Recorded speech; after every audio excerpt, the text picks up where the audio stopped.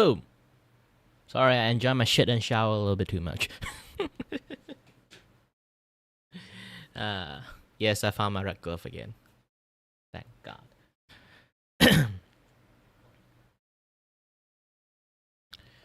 Took a selfie, telling people that I'm streaming, this and that, other stuff. A lots of stuff.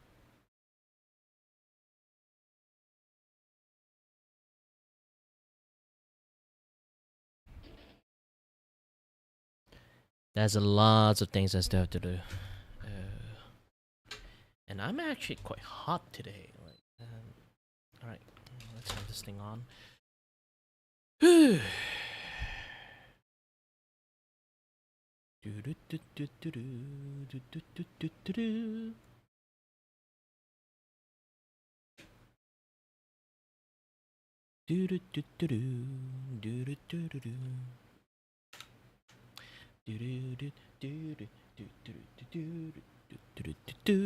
Also, hi there, good king. And just what? Nothing happened. Sadly. Because, again, I was like in the, mode a little bit too much. Why is my... Okay, I can't say the N-word.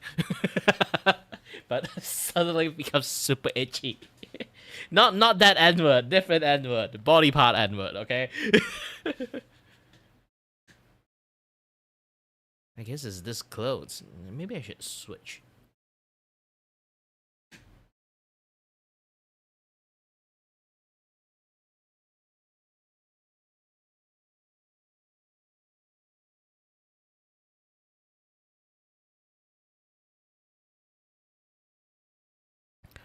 Hi there, good kings.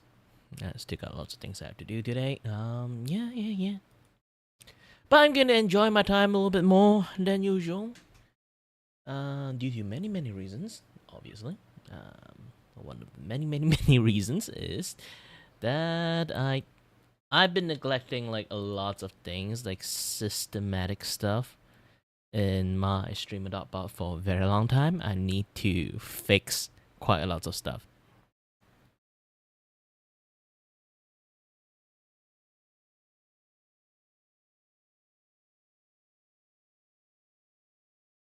Oh, of course, I didn't put anything like on the waiting screen. Else, like while I'm going off, like it is going to be very chaotic. I got some other idea of doing something. I have like 3 more ideas to add into my streaming. One is the pause scenes. So it's like, like when you play games, you can pause the game and then there's like a little menu and stuff coming up. I want to create something like that. So when I go BRB or something, I can pause the entire screen itself. Yeah.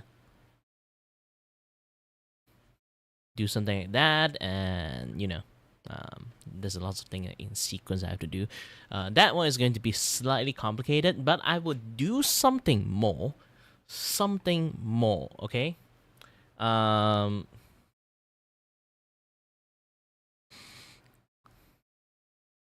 Really depends. I need. How should I even say? It's going to be easy to implement, but it's going to be infinitely tougher for people like to not like let people like overuse that thing. I might have to do like some math stuff in the features. But either way, Ada Savage, it's been a while. It's been a long while. I've been doing like quite a lot of stuff lately. This one right now, I'm currently doing animations, but I do have to fix some of my alert systems because nope, you're not here often, so you never will get back your mod power. Only regular can get that mod power.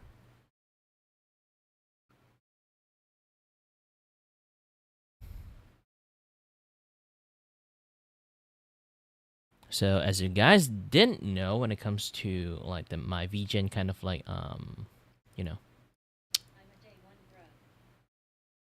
yeah, you're day one, but you aren't here. Like, what's use of day one when you are not normally here? Mod power is for regular. If you ain't a regular, you don't have mod power. But either way, let's go back to this one. Yeah, too bad. Means that you shouldn't have like the power of modding in the first place. Mod is a very stressful job. Even though you don't do your, I won't let people do their jobs, especially when they're mod. But still, having the responsibility of being one is already like hard enough. I would like I say again like moderation stuff. Even I give people for fun, I would not actually wish them to actually do their jobs because again, it's not a thing that I would wish for my worst enemy to have. Moderation is a very stressful thing. Oh, you might be surprising, but my stream have been hitting more than 10 people lately. Maybe because of my handsome mug. Who knows?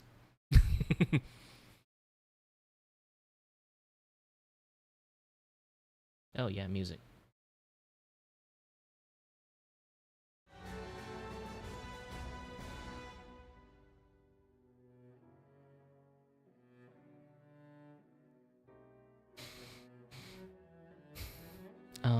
Let me. What was I doing again? Ah, yes, I'm going to use my bot account. Not bot account, like bot system. Not that kind of bot account. Okay, I'm not botting my fucking view.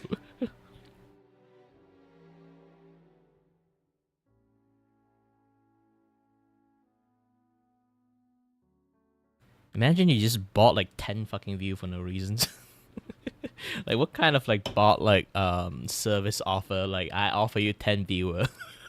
You just pay like $1. It's fine.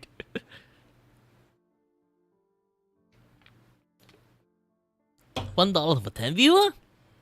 For someone they would pay for it. Definitely.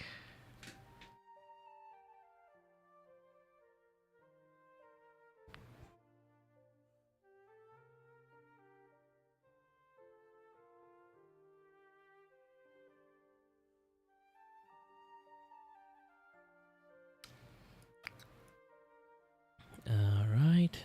I think I fixed some of them.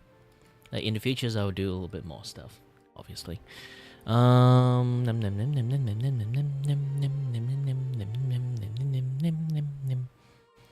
Let's check the global variable thing.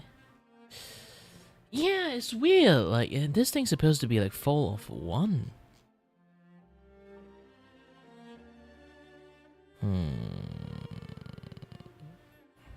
Oh yeah, I didn't. Sorry, I forgot to turn on my. What is this like? Stat counters. Okay, because I forgot to turn this on when I turn on this test triggers. Okay, go to global variable. Yes, everything is now in the 10 of the counters. They should start working now. If you guys don't know, I've been doing a lot of like especially Savage, since you haven't been here for quite a while. I've been doing quite a lot of like fun stuff. I guess. Ta-da! Everything is made in OBS. Yeah, I'm not even kidding. It's like the table, the not the chair. The chair is the only thing that I didn't make. And then I have some fun stuff to do with this one. Is like, boop. Ta-da! There's so many things I want to like keep on doing it. The televisions I'm going to do a little bit much more like newer stuff that I'm going to work on, because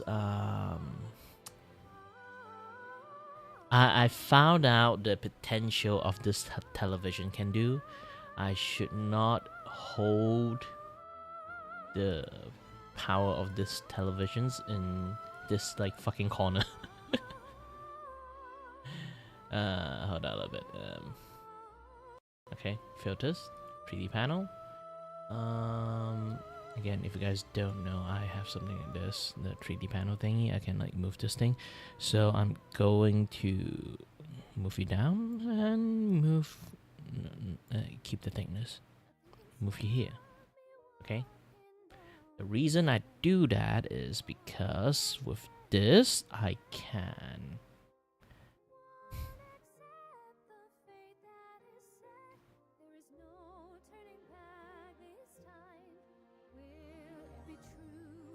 Oh wait, then the TV zoom won't be working. That is difficult.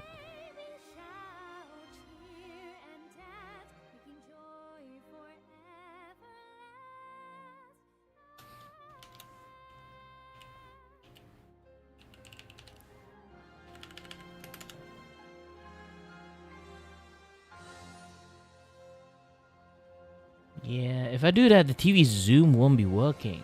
Oh, that's too bad.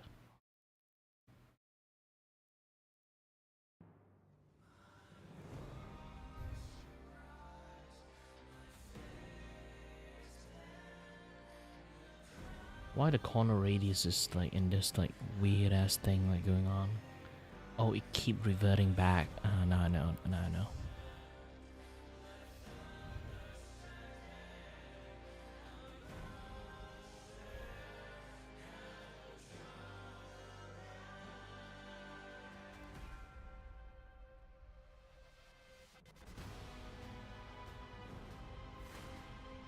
Yeah, this corner is supposed to be on 8 for some reasons.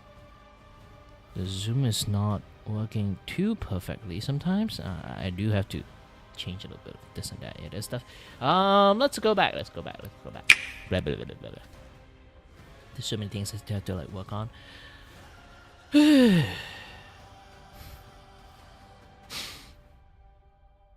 Means. Oh, I got an idea.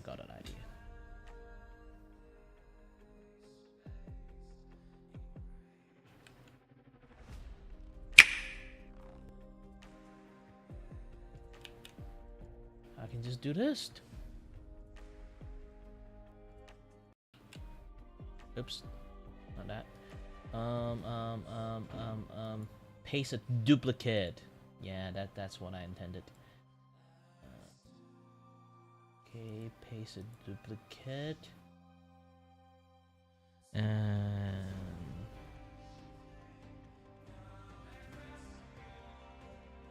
that's for 3D panel. Let's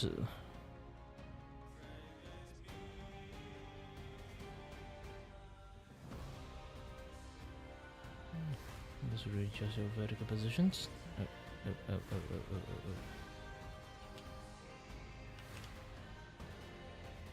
Close. This one, filters. Yes, you. Okay, I'm going to.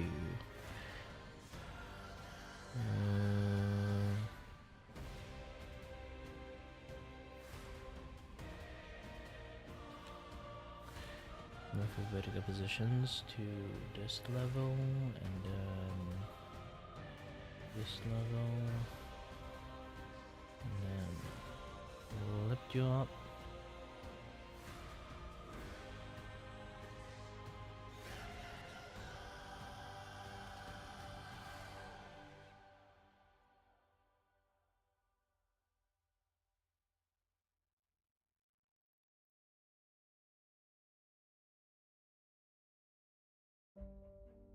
Wiggle, wiggle, wiggle, wiggle, wiggle, yeah. Wiggle, wiggle, wiggle, wiggle, wiggle, yeah. Gonna wiggle, yeah. Gonna wiggle, yeah.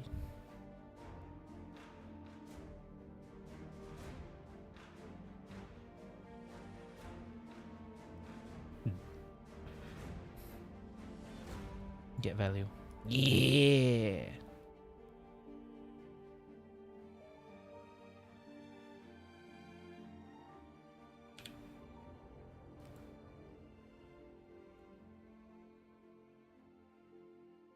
So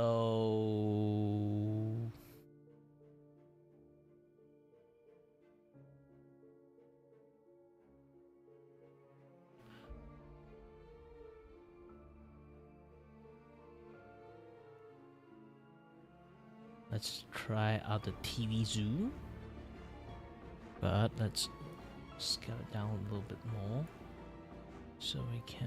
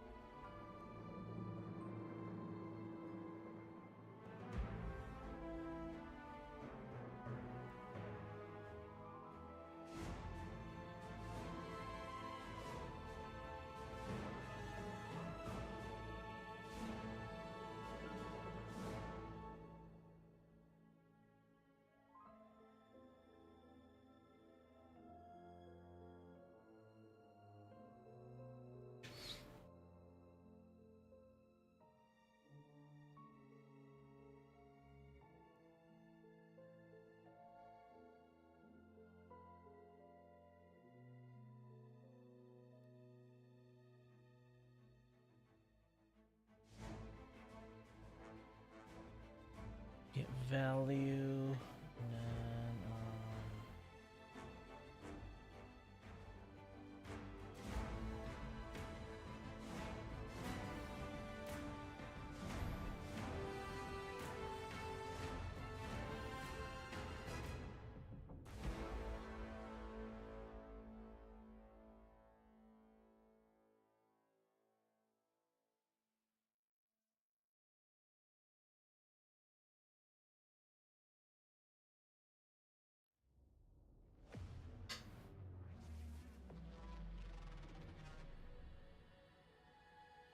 duplicate the sub actions. This is dual screen.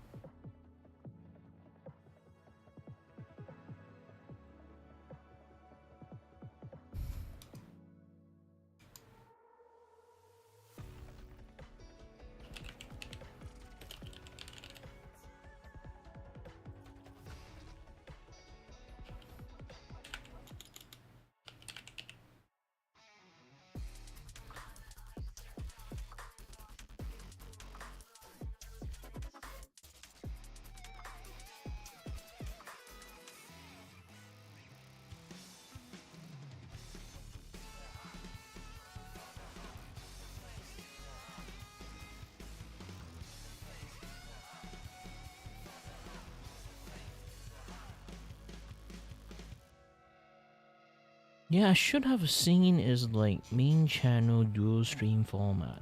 This one. I'm going to select the TV.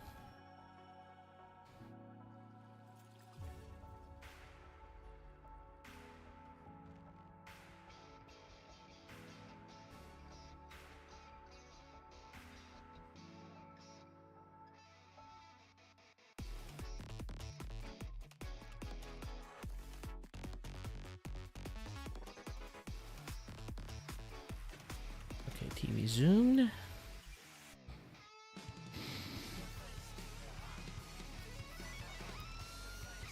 Work TV 2.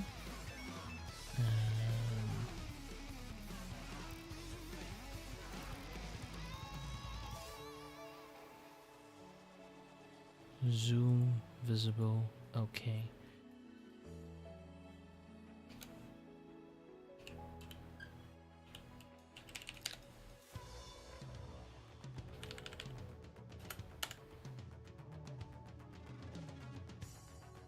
Hey, it works.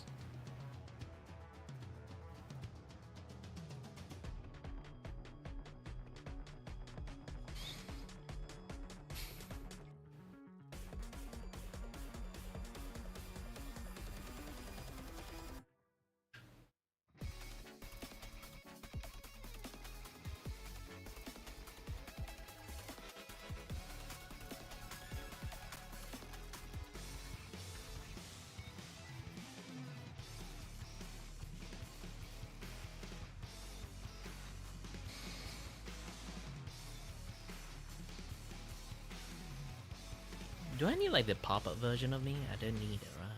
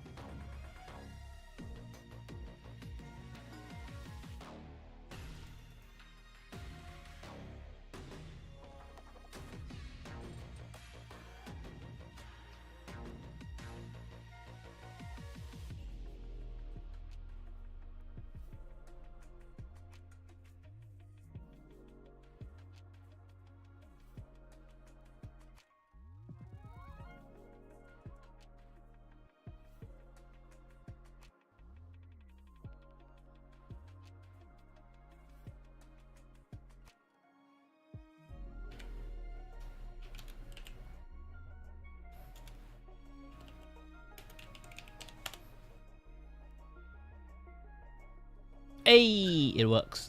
It works, but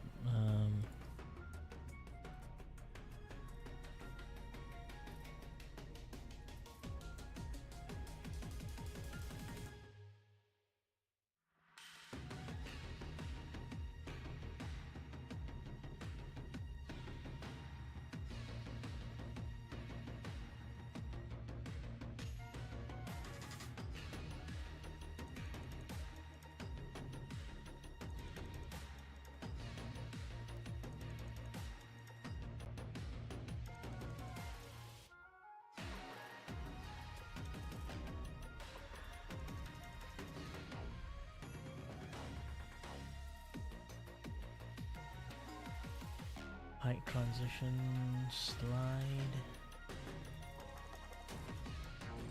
down. The show transitions.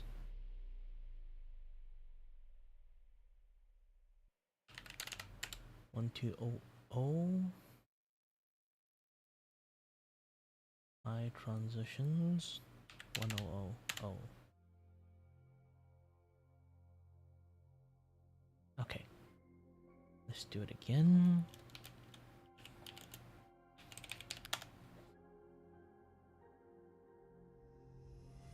Doo! Dude! Dude! It works! It works so well, actually. Nice, nice, nice.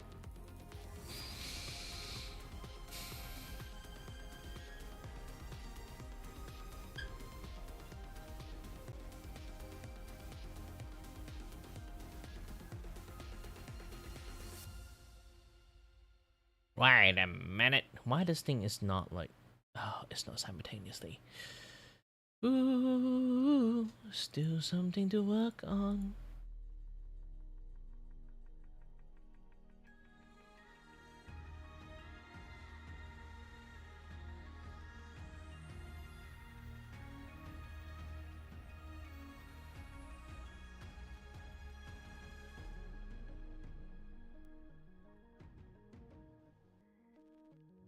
Okay, I think I worked out some of the few kinks that I made.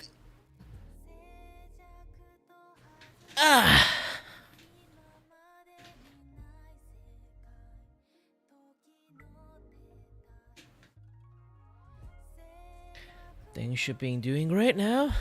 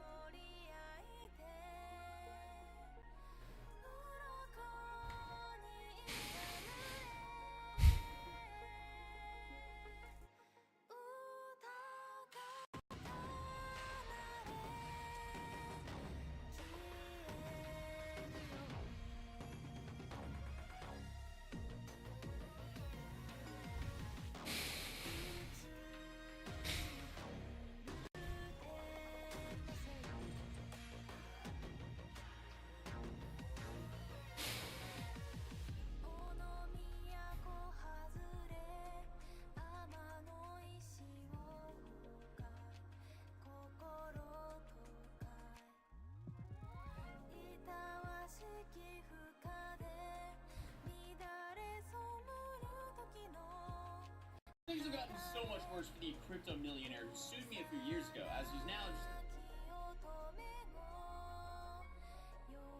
Prime example of you really get the energy that you put back out into the world. Like, dude's been a scumbag for years, and it's really catching up to him. And if you don't know who this guy is, yeah, I feel like this is kind of like walking into a theater halfway through the 9th movie of Star Wars when you know nothing about the series.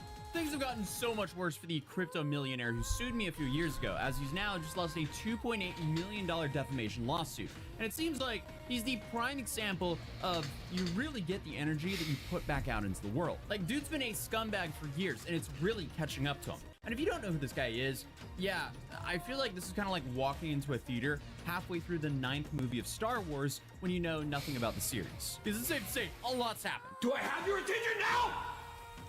Do I have it? But BitBoy Crypto used to be the largest crypto channel. He showed a whole bunch of tokens to his fans, and a whole bunch of them went to zero. A lot of these were not disclosed as paid promotions, but, you know, during this time, Ben was essentially at the top of the crypto world. His channel was pulling in millions of views. His YouTube ad revenue along was bringing in like 40 grand a month.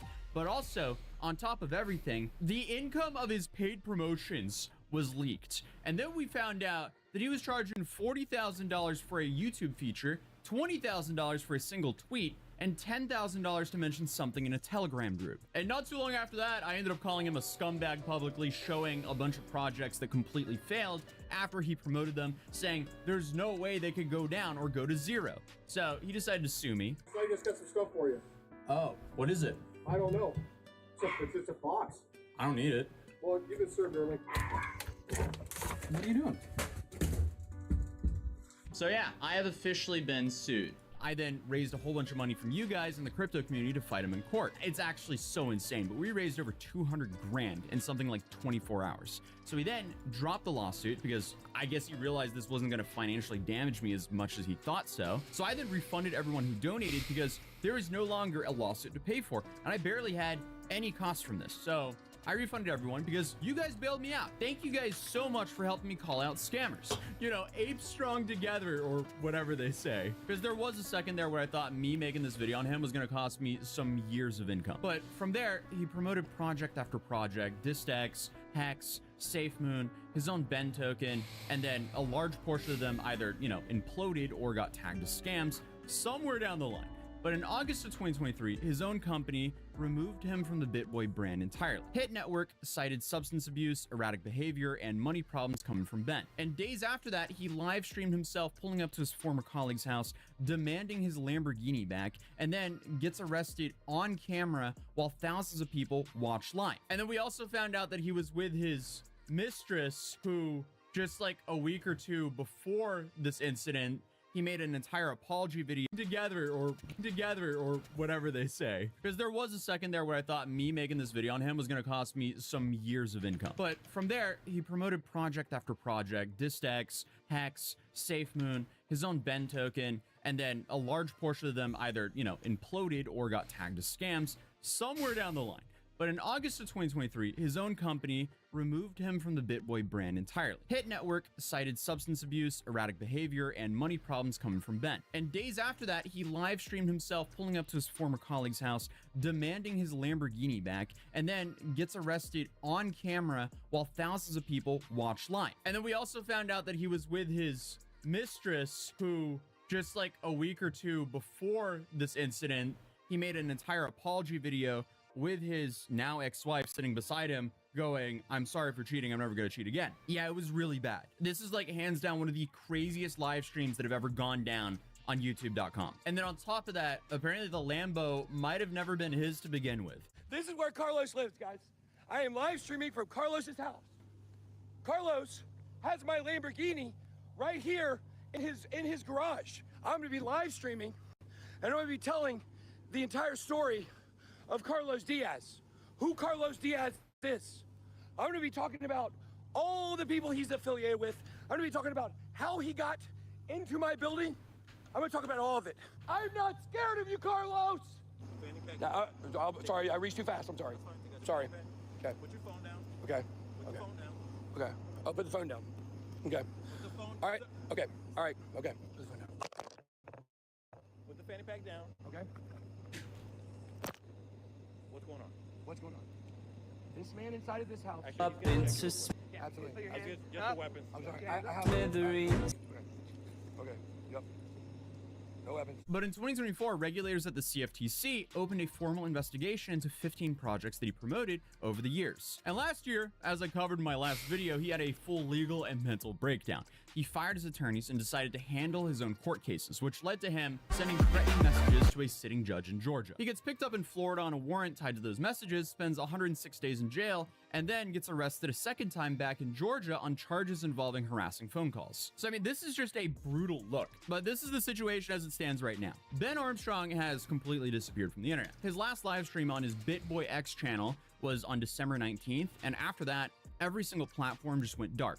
No videos, no tweets, no streams. The guy used to go live like 5 times a week. Now it's been complete radio silence since then. And I guess given everything that was happening around at the time, it's safe to say that the timing of that disappearance was not really a coincidence. And that's where we arrive at February 2026, when the Kevin O'Leary lawsuit comes to its conclusion. So I also brought up the Kevin O'Leary lawsuit at the end of my last video, but the case wasn't fully closed yet.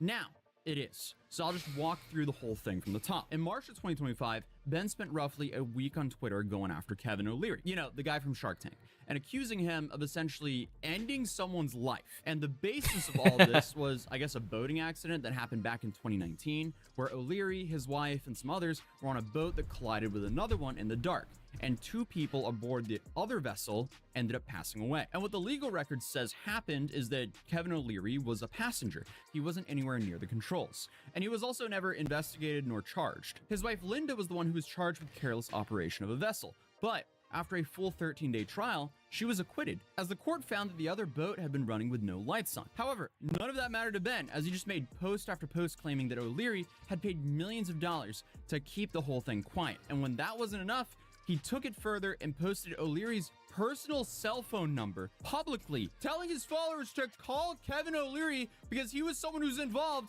in a real-life murder. That's crazy. So O'Leary testified they had to block over 100 numbers from strangers, couldn't just switch to a new phone number because of how many legitimate contacts already had his old one, and he had to restructure his day-to-day security arrangements with different routes, different studio entrances, and then on top of that, spending $200,000 more a year in security costs. So O'Leary filed a suit on March 26, 2025. And Ben was personally served 2 days later on the 28th, and his window to respond closed on April 18th. And unfortunately, yeah, they just didn't hear a response from Ben whatsoever. This is really reminding me of the entire TikTok psychic lawsuit. But the court then extended the deadline to May 2nd after Ben wrote in saying that he was in jail in Georgia. But that date also passed without a response from him. So as a result, a default was formally entered against him on May 6th. So then a damage hearing was scheduled for October 30th, 2025. Ben was notified, but he also didn't appear. And then he made one last effort to unwind the whole situation, arguing that being incarcerated and managing serious mental health issues had made it impossible for him to engage with the case. So the court went through the timeline. Essentially, there was a whole year of Ben receiving notice after notice and him doing absolutely nothing about it. And then you have, you know, Kevin O'Leary's reputation at stake. He's being called a murderer and being harassed. So, like, if nothing happened, what's going to happen to Kevin? It's just not fair, which is why you don't point at someone and go, oh, that person killed someone. So on February 13, 2026, Judge Beth Bloom out of the Southern District of Florida made it official. Ben Armstrong owed Kevin O'Leary $2.8 million. And the breakdown works out to about $750,000 in emotional distress damages, $78,000 in reputational harm, and $2 million in punitive damages. And once again, BitBoy was not present for any of that. Now, how did it actually get to this point? Like, that's what I keep asking myself, because how did he go from essentially the biggest crypto YouTube channel, making millions upon millions of dollars a year, to now being completely broke and now in massive debt because he owes Kevin O'Leary? Why don't I have a viewer who play crypto and then they are like super fucking rich? They can just donate me $100 per day. $2.8 million. This just goes to show you have to stay clear from substances. You have to take care of your mental health. And you can't be an absolute scumbag to innocent people, because clearly the world has a way of returning its energy. It seems like what comes around goes around. And unfortunately, what many people are saying is it just seems like Ben couldn't engage with the lawsuit in any meaningful way because he just isn't operating at a functional level right now. And I agree with it. It's really sad to see. I am honestly not amused whatsoever by this outcome, because despite him trying to literally destroy my life for calling him out for being a scammer, I still wouldn't wish this upon anyone. Like, the outcome of his personal life situation, he absolutely deserved being back backhanded for calling someone a murderer when there's zero real proof they murdered anyone. And I also wanted to address something from my last video. I said that Ben was potentially facing up to 15 years in prison based on the threats that he made towards the judge. And at the time, that was where things appeared to be heading. But I also said in a side note that the court might actually decide that he wasn't mentally competent when he made those threats. Now, apparently, that second scenario seemed to be closer to what actually happened, as there doesn't appear to be an active case around the judge threats anymore. But there are still unresolved legal issues in his life, the harassment charges that are still active that seem to be centering TJ Shed, one of his previous business partners. But as of right now, he's not facing 15 years in prison anymore. But regardless, that doesn't change the fact that he now legally owes a dude $2.8 million. So if there's a lesson from this, don't be a scumbag and don't accuse random people of committing murder when there's zero proof. Whether he pays it or not, that'll be interesting to see though. But yeah, that's the story. If you're new here, feel free to subscribe, drop a like if you enjoyed the video, and I'll see you guys in tomorrow's video. Peace.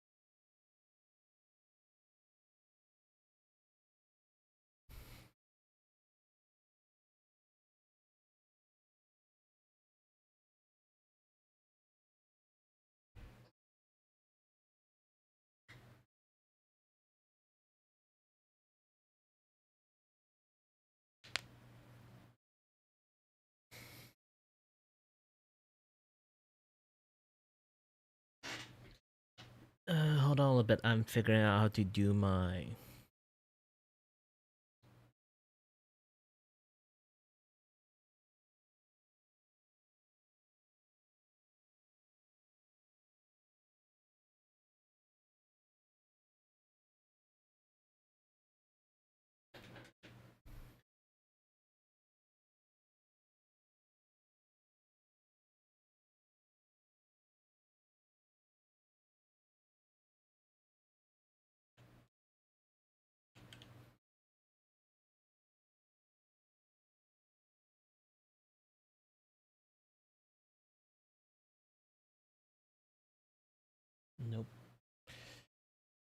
So to do this myself, and hold on, I need to go to the toilet.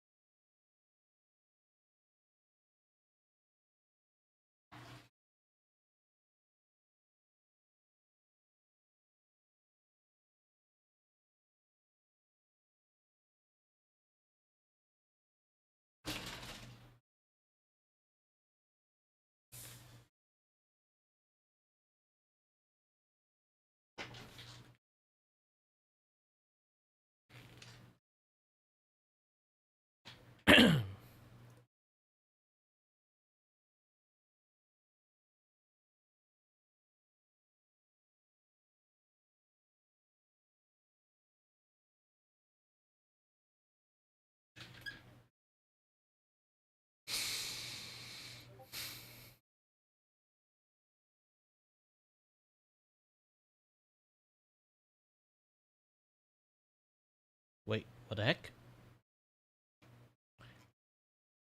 Oh.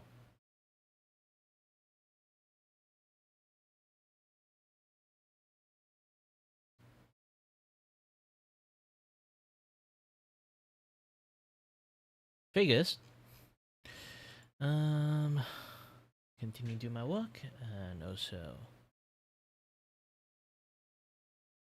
Oh, professionalisms. Yeah, I do like Giga because way she views stuff is actually quite similar with mine. So it's really hard to say. Like we both kind of like just sit there and give people the the wisdom. Do you think it's any Wisdom based and on luck? shit. Not that much, in my opinion. A lot of people might disagree. I like to refactor what people think But here's the thing: she actually works. Okay, I'm just a shut-in that jobs. of as luck as opportunities. And people will be like, oh, opportunities only appear based off of luck. No, they appear based off of a lot of how you carry your. Do you think it's any based on luck? Not that much, in my opinion. A lot of people might disagree. I like to refactor what people think of as luck as opportunities. And people will be like, oh, opportunities only appear based off of luck. No, they appear based off of a lot of how you carry yourself and how you do stuff. And all of that luck slash opportunity means jack if you're not able to carry it. Because, you know, use myself as an example. When I was a tiny streamer and I was at like 15 CCV, Zen rated me. And I only retained about 10 average viewers from that for the next month. She rated me with a couple thousand people and it didn't boost me much at all. I got an extra 10 CCV, which I thought was huge, going from like 15 to 25, but that was it. I got like an insane opportunity and I was not able to be like pop off in that moment and be like, woo, well, you should all follow me. Like, you know, I did not get that many follows or anything like that. But then sometimes other people get rated and they get people to really stay even when they're that small because they like know what to do. I didn't know how to be entertaining at the time. I was just vibing, right? And then after that, I locked in and said, you know, actually do want to try now. Let me figure out how to try. And then I did. And then after that, when I got rated, then people did actually stay. But like early on, they didn't because I wasn't really trying to put myself out there. I wasn't even like introducing myself and like I genuinely wasn't really trying. But yeah, so I don't know. It's just like people will call it luck, but I think luck does not mean a damn thing if you can't also be good at what you do. Yeah, you kind of like need luck and capability in the same times. It plays in part together. Got lucky and she randomly found me. It was because I chatted in her chat occasionally, so she saw a name she recognized. I was just a normal viewer. I wasn't begging for attention. I just occasionally keck, you know. I think I TTS'd once or twice or something. I was like a normal viewer, right? And then she saw me live. I wouldn't say that's luck because if I had never chatted, she wouldn't have chosen me. So there was definitely an element of that happened because I put myself out there. Was I trying to ever beta raid? No, but I said a couple funny things in her chat, so she remembered the name, right? Which is why I say this is not luck based because there's always something. You know what I mean? Like there's always something. I'm saying that's cool. What do you think is important to do for people to be actually entertaining slash engaging? I could not tell you. If you gotta ask, Also, literally anything can be entertaining if you quote unquote do it right. There's an audience for everything, so there's no one answer. I don't understand the concept of why small streamers want to raid only small streamers. Is it wrong to just pass your viewers to someone that you enjoy watching? I think there's three different things, four different thoughts there, and it depends on the person. Some people only, as small streamers, only want to raid other small streamers because they're all in the same struggle. And they're like, if I raid a big streamer, a lot of my people will just bounce. But if I raid a small streamer and I'm like really trying to get them to stay, maybe they'll keep one viewer, and I know how hard it is to grind that one person. So sometimes it's just small streamers wanting to support each other and lift each other up. Sometimes it's this idea of, it's like a little more negative, but not in a bad way. It's like, the big streamers don't need my raids, so I'm not even going to attempt sending it to them. Which is not true. I'm really thankful if someone raids with 20 viewers. You know, some people think like the big streamer won't even care, so why even try? Whereas a small streamer will be more appreciative. I don't think that's the case. I think a lot Oh, of I don't give a streamers are shit. still You're very small, you're appreciative. big. But they Just tend to run their raid streams me. in a way where they I don't have like fun. sit there and gush over every little thing. So you get the Technically, I'm feeling already like a they small don't, but streamer, it's so just them it's trying to stay it's professional really with hard the to say stream this thing, kind you of know? stuff, Like, but still. it's not like a deep thing. So sometimes it's that. And then sometimes it's just because they're friends. They're just keeping it to their friends, and a lot of the time, like, smaller streamers are friends with smaller streamers because they kind of met because they started at the same time or something, you know? So they tend to keep things in their circles. That's really it. It's really not a big deal for most stuff. It can seem like you're advertising your channel. I think if anyone thinks that, they are too deep in their own head. Like, if you're a small streamer and you want to rate a larger streamer, but you don't because you worry they're going to think you're advertising, you gotta stop thinking like that. You know what? The funniest thing is, like, I don't give a shit, but the problem is, I don't have viewer to rate people. Like, my Kick and Twitch is the only like place that can technically rate the persons, but technically YouTube can too. But I have to get partnership to do it. This is a very stupid feature in some sense, but it is what it is. But in my Twitch and my Kick stream, I generally have no one. Technically, I have one person on Kick, and that is Sherry, and just that. I don't have any other things else.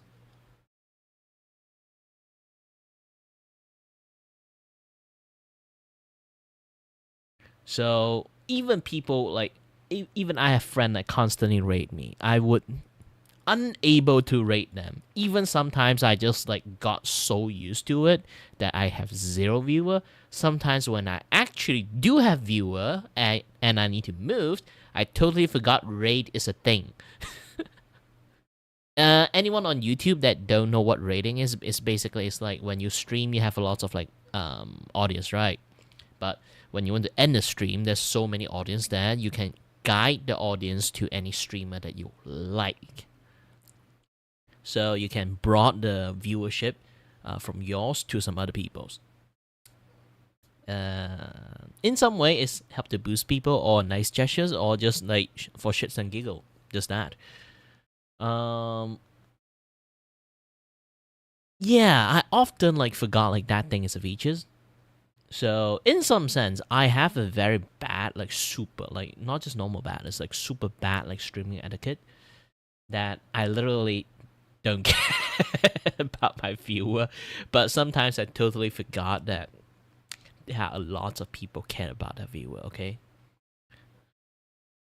I'm not saying like the viewer themselves. I mean like the number of view you have in your stream.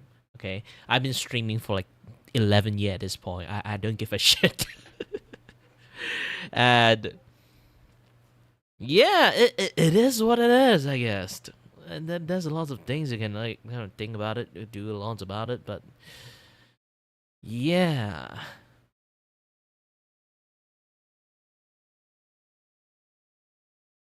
Oops, press the wrong thing. Not this one.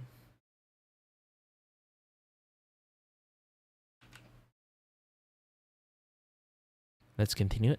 I get it if you raid the same person every day, all right? Like, if I get raided by the same person every single day with 20 viewers and it's not a friend of mine, I might be like, okay, do they just really like me, or are they trying to, like, be noticed?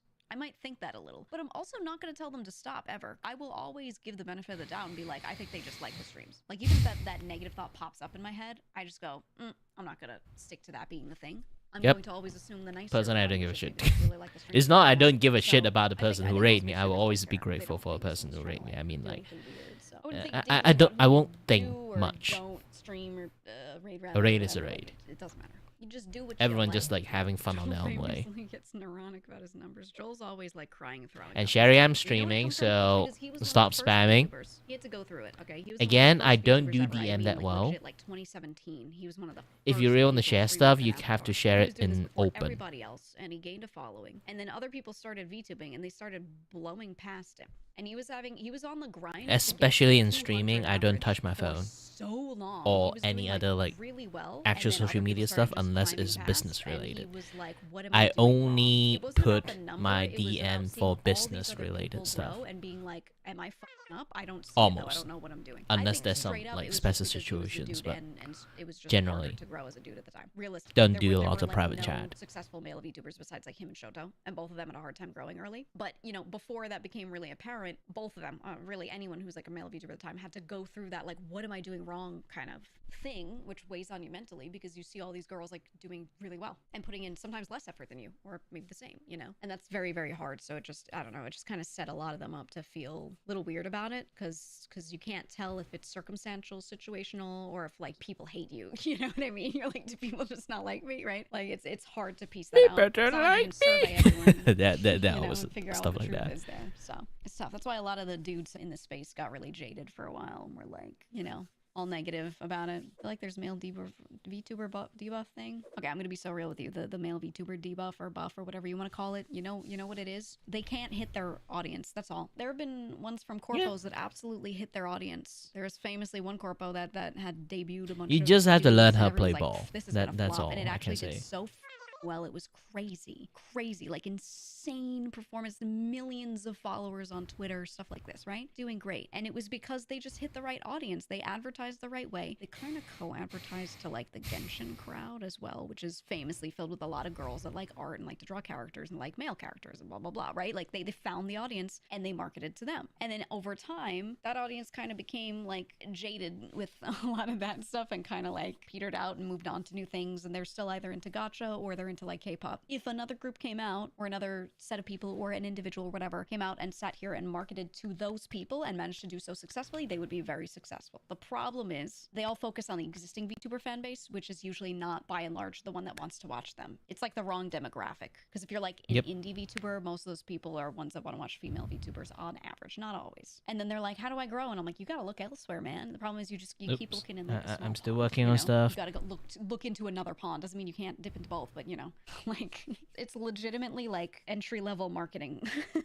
Right? But people don't like to think about it that way. But this website is still predominantly like male creators do really well. Male creators tend to do the best, and there's some female creators that do well, but the ones that do well tend to be VTubers on average now.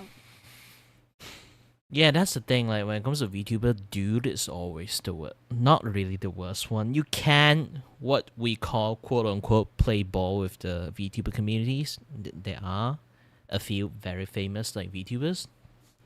You only can go for a few paths if you really want to hit off as like a VTubers. One is actually use a very ASMR voice to talk to people, and another one is actually, you play like a fanboy kind of stuff, or like catboy, those kind of things. And yeah, you need to have a gimmick that so appeal to the anime watcher that they just loved it.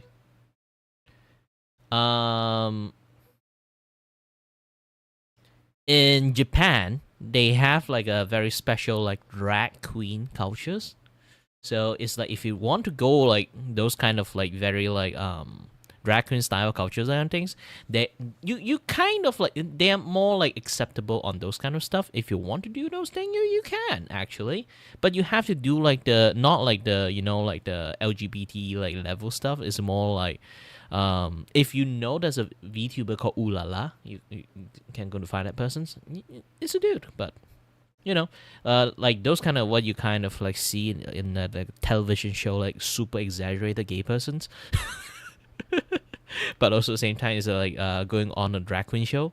So yeah, that one, or like I forgot to call him Joel, J-Wol, the porcelain maid. So again, like he play balls with VTubing communities, and then like have like a very hot like female VTuber's body, but still it's like, hey, I'm a ghost. I'm trying to possess some things. I possess the wrong fucking thing. I'm stuck. Yeah, that's like how his the entire story is, and he keep complaining about it too. And yeah, that kind of like gel well with the like communities. Like again, you need a thing. Like it's not like male VTuber cannot thrive in VTubings. It's just you need a thing. For me, my thing is just having two-face on technically. Nothing special, to be honest. In some sense, some people who love VTubings might really fucking hate me because I show my face. And then there's also what you would say. Even I don't show my face. The only unique thing I have is my model that looks very anime. Just that. You look at all the VTuber, male VTuber nowadays, they really lack like some sort of essential part of it. Is like you don't look like an anime protagonist. Quite a lot do actually, but when they do, they look like fucking Kirito most of the time, and most of them go for like the sexy route, either sexy route or like go for like the the more D&D like art style route. It's just that never have like a man who go more of an anime style. When they do anime style, they go for the the cat boy, or kind of like boy, all kinds of different kind of boy, or like trap kind of style design. So it's really hard to have like distinguishedly like anime looking characters. There's no one that look like like, even though like I use him as like a example. I'm not saying like my character look like him. It's just it. Have you guys ever seen like VTubers that look like Midoriya from like My Hero Academia? It doesn't, not like it doesn't exist. It definitely exists somewhere, but it's so lack of those kind of like very distinguished like anime male characters. It's always like lean more toward the feminine side instead of like the much more male character side on like a lot of things. So it's odd and weird when that kind of stuff like happens, but it is what it is again. Then it's really hard for people to like find their way in that and like dude, it's really hard to find their way in VTubing unless you have to go for like the, instead of saying like the shonen type of like characters, it's more like a lot of male VTuber, they usually go for the bishoujo type of like anime male characters. So it's always like like have to be like beautiful looking, this and that, this stuff. There's a lot of things I have to like people have to like work with and stuff. So yeah. My shoulders. Ooh.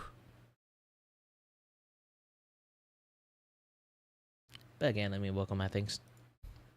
There's some girls that are huge, but most streamers and most viewership are dudes or dudes watching dudes, right? So you just gotta make that work because it's out there. Twitch is overwhelmingly male in audience. It is, absolutely. So it's very doable. Do women watch more pre-recorded? Women are more likely to watch. I mean, it's better on Twitch now. There's a better distribution. It's not as like it used to be like 90% male viewership. Now it's like maybe like a third are women or something like that, just platform wide. But I would say it's the type of content, because Twitch was always predominantly gaming, and it was either a mixture of women not being into watching that as much, or those communities not really feeling right for them to be in. They didn't really want to be there, especially if it was known that they were a girl. They would get treated like weird, or it just seemed like a hostile environment toward them, or something like that. You know what I mean? So various reasons why girls would not propagate over here, and end up like taking root in Twitch. But it's really good now. Yeah, Boone, you're saying like about over a third. Yeah, it being around or over a third is like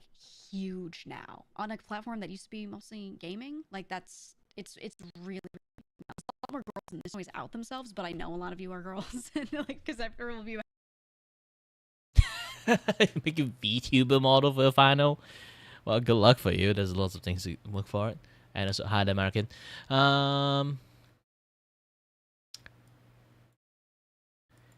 yeah, it's not just trendy. Like I say again, like this is why I say like if any girls want to become a streamers, it's better off go unless you are a cosplayer, okay?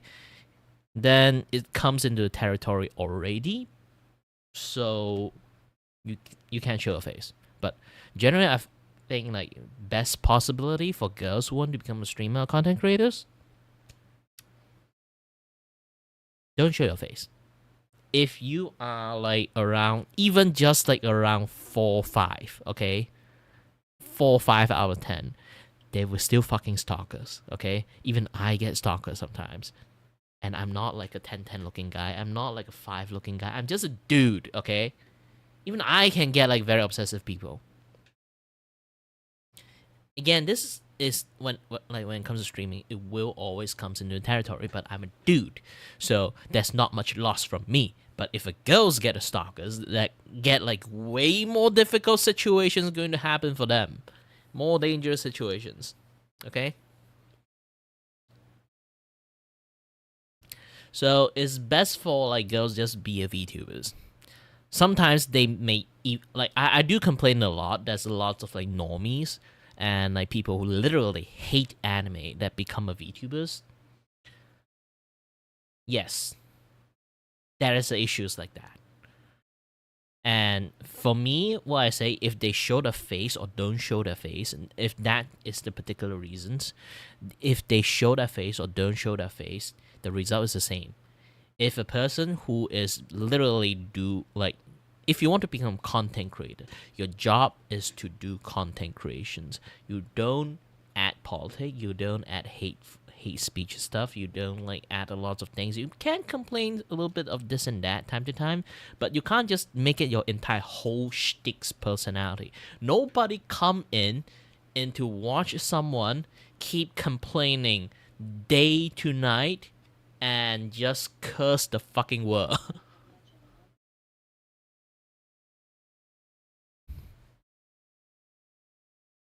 Like I say, it's different. Like depends. Like being a content creator, like the word content creator nowadays have become so different. They kind of like mix in the word content creators then with like Instagram influencer. Okay, it both is a very different entity stuff. Content creator, we make content, we have fun, we chat with people, especially on the streamer side, we just have a very lively chat with people, have communications, but while at the same time, we provide content for you guys to view, understand, have fun with it. But it's not like no people would just use their identity to go in internet, especially in social media, like say the most batshit craziest thing in the world. Like that is not your area of expertise. If you want go to be like an outside influencer, you don't need to make content. You don't need to attract people that don't really give a shit about the things that you talk about. You can keep like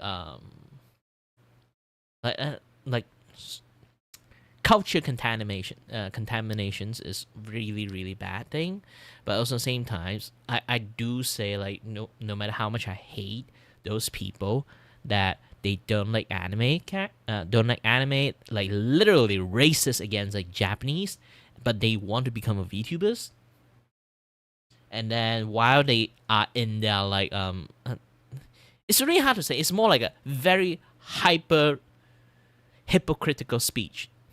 Just that alone is the things that is like and then that alone is like the things that have to like stop for lots of people that they don't really know what the fuck they're talking. Like, to be honest, there's so many people really do not know what the fuck they're talking. They only talk about it is because it's the most hit and latest thing to talk about. Then they talk about it. I don't give a shit about what they talk about. Like, try to think about this. The most easiest way to understand this, when you want to talk about something as like some sort of sensitive issues or like some of your personal opinion, you have to understand this. What kind of content you're doing, what kind of thing that you're representing as right now, what kind of mask you are wearing, what things you actually are doing and consuming in the same times, and then look in the fucking mirror and then say it out loud. You listen to it, you be like, gosh dang it, I am talking politics in the fucking kindergarten to kids. What's the point? Once you realize that thing, you will know that there's no point shouting those things in the fucking kindergarten. Get that? Like if you sing in the sea, in the oceans, okay, you get fish. If you sing on the street, you get bystander. If you sing in the opera, you get opera goer. Okay. If you sing in a like different environment, you get different audience. You really have to understand what kind of audience you have first before you blast shit out that in unnecessary place. If you try your best to do like activism shit, and then you stand in like a random spot of like in the middle of a fucking forest, you're not doing anything. In fact, like any like people who walk around the forest, like starting hearing someone like, wailing around, they thought there's some fucking ghost in the forest.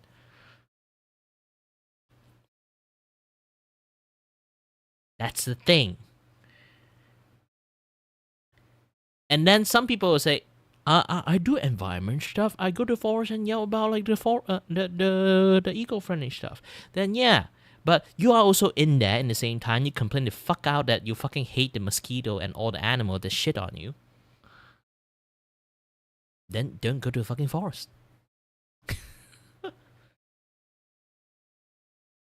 There's so many people nowadays. It's like complain stuff in the most like they try to do activism and then get shit on in the most spectacular way, and then they say it's not their fault. If you're allergic if you're allergic to cheese, don't go to a fucking place called Cheese Factory.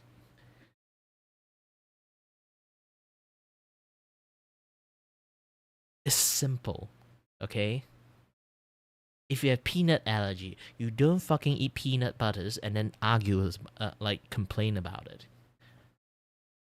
There's so many people are so fucking dumb.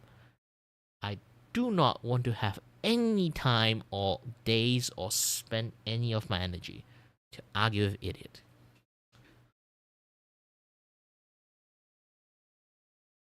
But I got like way or past like thingy. Let's keep watching this while I'm working. On a platform that used to be mostly gaming, like it's really, really good now. There's a lot more girls in this chat. They don't always out themselves, but I know a lot of you are girls, like because several of you have said it here and there. And when I do my meet and greets, I actually have a lot of female audience. My meet and greets, my lines, I have so many girls come up. So it's just, you know, there's a lot of that. But there's a lot of that. You know, it's nice to see because I don't want an audience that's all one, right? I don't want to cater to one specifically. I just want to do whatever, and whoever wants to settle here settles here, and it's not really about that, you know. And I think we've been doing pretty well with that. It's just hard. You can't really like quantify it until you like do an event and see the crowd that shows up, right? Like when I do a panel, I see a lot of girls sitting in the audience, which is nice. So our demographic spread right now for age. Twitch doesn't give you those stats. That's why I'm saying it's so hard to be able to tell. Twitch does not tell you because Twitch doesn't collect that data. Twitch doesn't collect male and female data. So I've got region though. I could tell you like about half of you are US and Canada. And then we got Germany, UK, Australia, France. I have a lot of EU viewers. So I could do like views by location, but yeah, they don't give you gender or age group. They do on YouTube, but I don't think YouTube is a good indicator of who's here in chat because my YouTube stats seem to be very different from like what I've got here. Joel does have the 50-50 split. Joel is like, that is so rare. It is so rare. Almost every channel leans like 2/3 to 1/4 like one gender, if not more. It's usually like 90%. Yeah, Boone is 90% lesbian audience. For Joel, he's one of those rare ones where he is 50-50, 51-49%. Or I think his is usually 49-49 and then 2% saying prefer not to answer or non-binary, right? Like that's what his stats look like. He has I think an emote in his chat where you can like pull up the gender ratio and it'll show the 50-50 split. He brags about it all the time because he's like, yeah, I got the rare demographic of 50-50.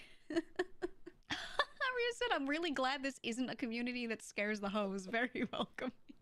It's so true, man. It's so true. I just get pissed. I get pissed whenever anyone does something that specifically, like, makes people feel excluded. I'm like, what's the point, dude? What's the point? Because I had to grow up with that. I had to grow up with all brothers and all of their friends being my friends, which were, like, all dudes, okay? And which meant I was into their hobbies. So I would go with them places and do things with them. And then every now and then I'd show up and I'd be used to them all being very nice and accepting and never making me feel weird for being, like, the one girl. I didn't see that as, like, a rare or different thing. I was just like, no, these are just my siblings and their friends, right? But then all the time we would go somewhere and someone would be like, there's a girl here, and I'd be like, this is the most annoying thing ever. Terrible, you know, because I experienced that. I didn't experience that when with my groups of friends, and then I did outside, and I was like, what is this? I was confused because I experienced the positive first, right?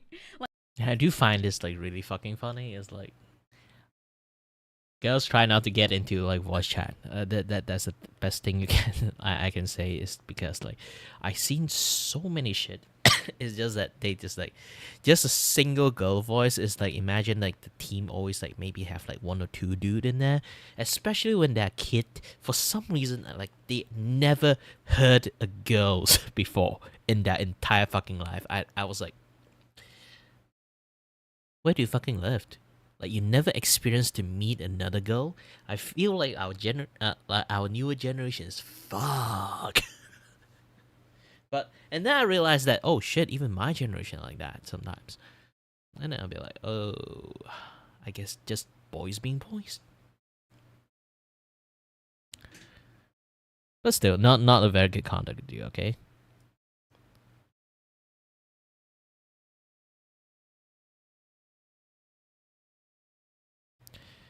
And hold on. Hide. Also swipe. Right. Okay.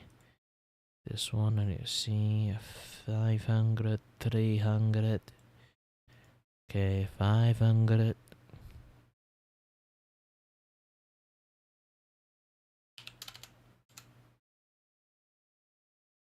Okay, good. Num, num, num, num, num, num, num.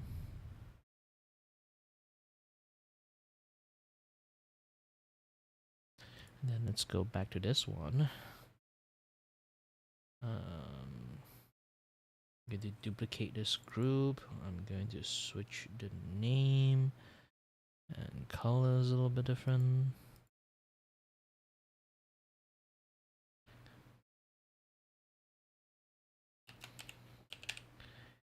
Ko-Fi sponsors.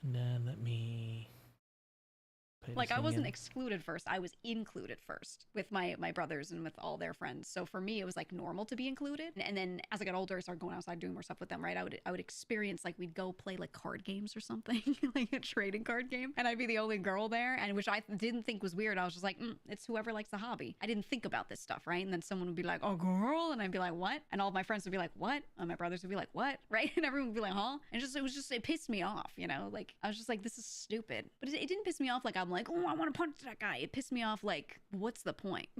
Right? It just felt silly. So that's why I hate like anything in any communities where they try to like exclude either side, any side. That stuff is it's so juvenile, you know? So we don't let that happen here. We do not, man. We do not, because I don't want to deal with it. I don't want any of you to deal with it. No thanks. Bringing a friend group that included women into Overwatch without a full stack was so painful. In CS, it was not possible. So many times I've played a lot of FPS over the years, and yeah, I would just never use my mic. I just wouldn't. There are girls here. Hold up, gotta put on the Velo voice and start being super funny. Dude, I can't. They would change. Awful. Can I find a normal girlfriend on Valorant? Honestly, I think the ones that use mic are either traumatized and really don't want you to say that kind of stuff to them, or they're gonna be mean to you. You know what I mean? But not like cute mean, not like scare-roused mean, like actually mean. So when I played Overwatch, I had the woman with deep voice debuff, so it was 50-50 on whether they'd try to riz me or not. I would get asked all the time if I was like real. They'd be like, are you real, or are you like a guy pretending? And I'd be like, I don't even have that kind of voice. But they'd hear anything that wasn't super high pitched and they'd be like, oh, is it a voice changer? So I would just be like, yeah, I'm a 50-year-old balding There's man. way I too would many say, I'd be dudes that like, "Is use my voice changer for good?" fun. And then they'd know I was like with them. But you know, I would just always answer like that. Be like, you want to go on a date with me, little guy? And it'd be like some like 20-year-old boy who's like really afraid of gay people, you know? And they'd freak out. I would just mess with them. And then if they thought it was funny and tried to friend me, I would never accept it. But you know, they'd either get mad or think it was funny. So it's, you know, I had a good time either way. I should just put my cat on the mic. Nucky, I need you to like meow on command for me, so that way if I play a game, I can just put you on the mic. Who's gonna get mad at a cat, right? If they're like, dude, could you heal? Backline? Backline, where are you? And then I can just put him on the mic and he goes like, meow, and they'll be like, I'm so sorry, my lord, you know? I've transgressed. I did not realize. I did not realize I was playing with the king. That might be the way to do it.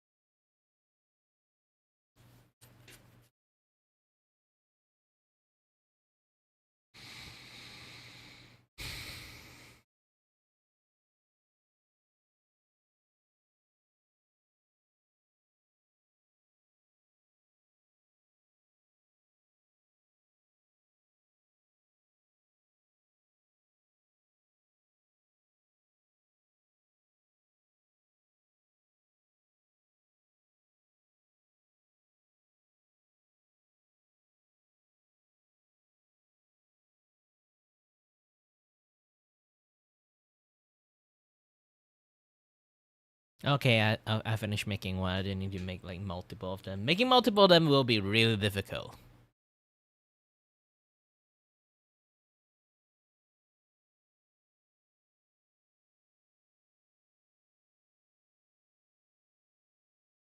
Holy shit, there's more stuff with... Is 7 days ago. I was telling Chat about it, where it's like back then VTuber meta was so different. You know, like nowadays VTuber meta is like, I think it's a bit more mixed. But back then, bro, there was a meta, right? And a good chunk was like more pandering content. And I tried, I really did. I ain't built for that. Oh, Damn. wait, when you talk about, I actually think there might not really be a meta anymore because Right? VTubing is just so normal now. Like it's much more normal than it was before. So now a lot of the quote unquote meta would be just what streamers do. Like be a big streamer, quote unquote, you know? Yeah. Yeah, it's like nowadays the meta is like, there's no meta, but back then there was. Like if you're a VTuber, there was like a, this was the formula of success type shit. You know what I'm saying? Am I crazy? No. I know what you're saying. I think especially, you know, with like the corpos and when it was, yeah. I definitely. Also, I think back then too, if you didn't For me, is I become a VTuber because I always want to become one. Okay? It's like around the age of Kizuna, I'm not thinking about meta and stuff. follow the meta, people would hate on you and cancel. What makes you think be that? upset with you. They'd be like, I can't believe you're not doing the thing everybody else is doing. You're like, well, yeah, because I'm not everybody else. Like, What would ever make you say that? delusion and experience. The demons in my head that I've acquired. No, man, I'm telling you, that is also true. It was a bit more different back in my day. Me photoshopping Mata's face onto a caveman. Back in my day. But now it's different. On the other hand, do either of you need to keep up with the meta when you've already made it?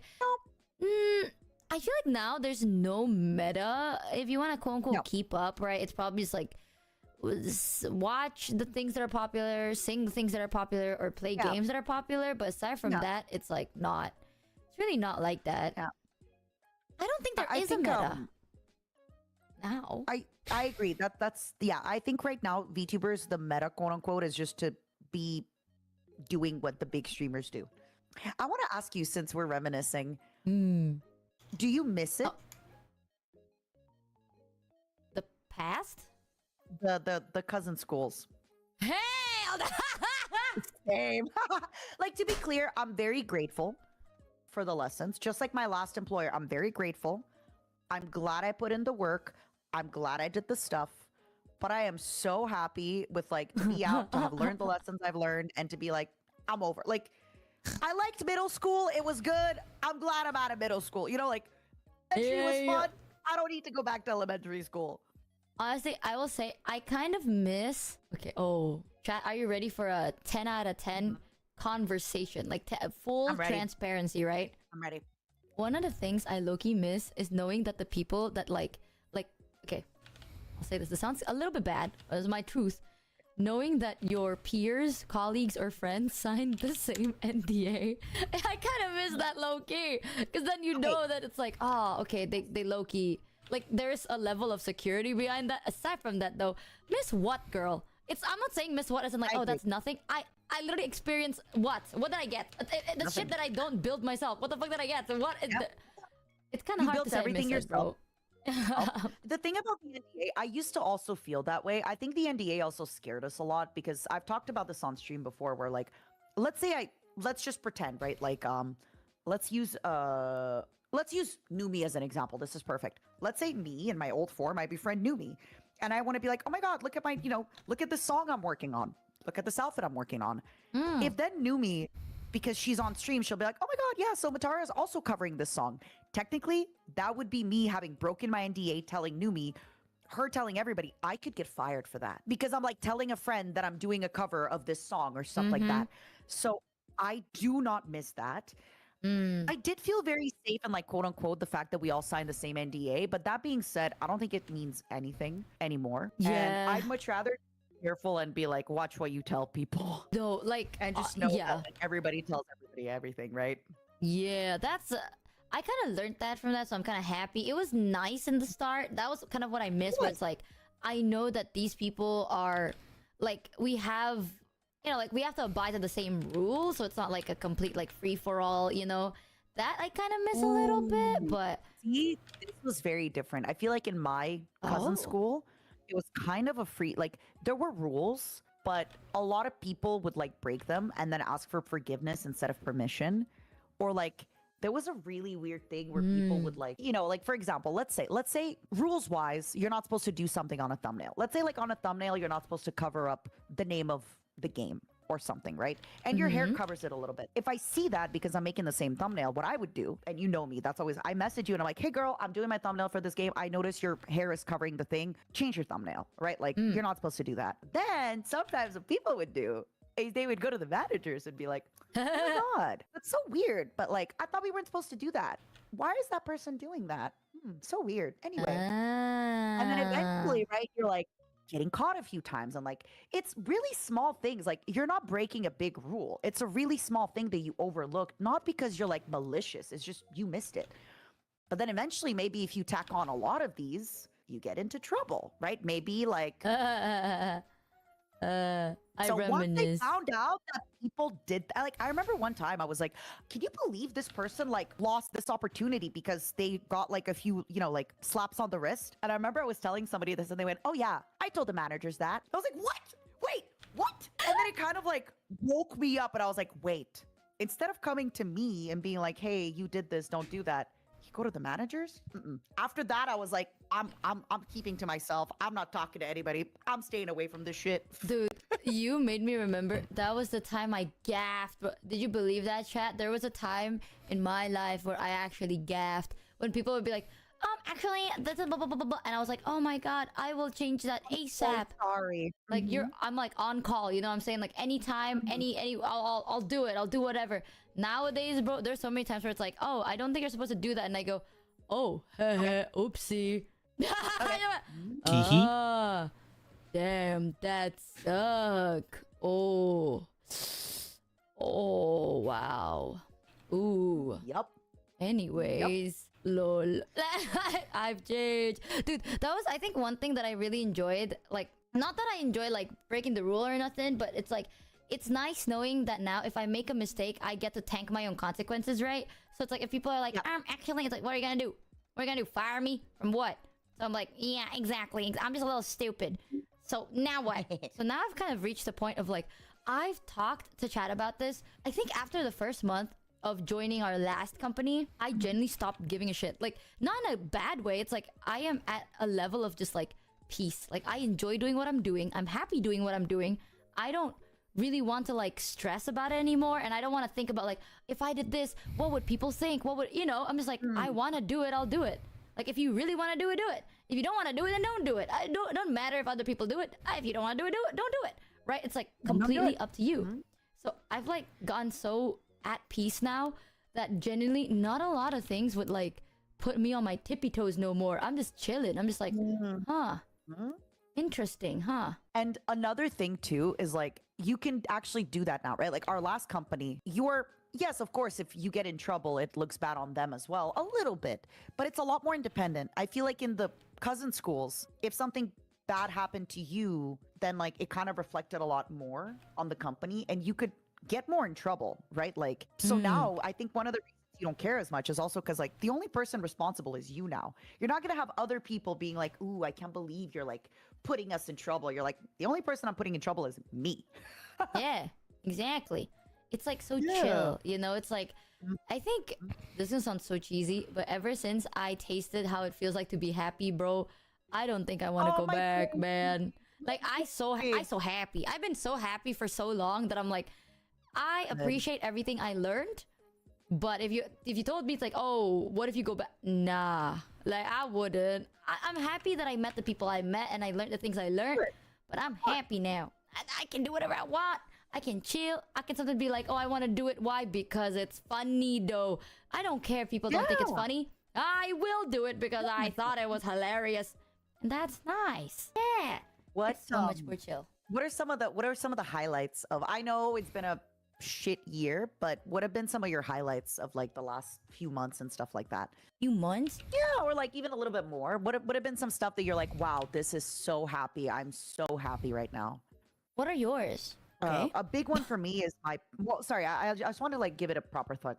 Okay, so a big one for me is my roommates, my parents, my Canadian roommates are both, one is retired, the other one is retiring to work for me. And basically like once I finally get my visa for the United States, they're both going to be able to come stay with me as much as, you know, they can, and they both are supporting me and helping me, and it's been really, really nice to kind of grow my relationship with them as a friend. That being said, sometimes when we do hang out, they'll say stuff and I'm like, oh God, that's right. You are my parents. And because you're from the Soviet Union, you're a little bit more like grandparents sometimes, right? Like it's, they're a little bit more, you know, like you add another 20 years to their psyche because of the Iron Curtain and things like that. So that's been a really big one. Honestly, I just think like the last few months I've been doing great streams. I've been doing great work. Therapy has been incredible. I actually feel like I'm kind of getting back to like, because this is one thing, you actually told me before that you had seen me before the cousin schools. Like you had seen me and you like saw my shine and stuff like that. But I feel like the cousin schools dimmed that shine a lot. And then the last year in the company dimmed my shine tremendously. And I feel like I'm finally getting back to being that bitch. Like I'm finally like, I'm getting back there. That's been really, really happy for me. But yeah, those are like kind of my big ones. She's back. Also, I fucking giggled because for Valentine's, I decided to add this emote. So if you type love, it changes it to the word hate. And somebody just went, I hate therapy. You have to type it. Oh. Like, I hate therapy. There was a person earlier this stream that went like, oh, this is my first time here. I love your model. And they said that, and it went, my first time here, I hate your model. And they went, wait, what? I said love. I said love. That's really good. That's really good. Hold on, I'm gonna Piazza this. Man, that's fucking evil. I should do it too. I'm tweeting this. I'm tweeting this to the real world. Happy Valentine's, tweeting it. bitch. Love is taken away. That's literally what I'm. What about yours? What have been some of your happy moments? Honestly, okay, I'm not trying to suck chat's dick or nothing, but happiest moment has got to be the subathon, I think. That makes me so happy. That was, you I was like, absolutely whoa. deserve it. Because I didn't think I would ever be able to like stream for that long. And I'm like, damn, I was able to. And not, I think the funnest part of the subathon is the fact that like for that month, you wake up and you're like, you know that they're like, you're not alone. You know what I'm saying? It's there. like, yeah. I know exactly what you're saying. Like when I wake up, I'm like, boom, they're there. Before I went to bed, boom, they're there. So it's like, for that whole month, I literally felt like I'm never really like alone. I'm not saying like, oh, I feel lonely, but I don't stream because I'm like, oh, I have to stream, I have to clock in. It's like, I want to stream. When I feel like shit Yeah. that day, I'm like, man, I want to stream today. Like I feel lonely and I want to stream because I enjoy doing this, right? So there are times where it's like, oh, I have to focus on projects or I have to do IRL stuff and I don't get to stream.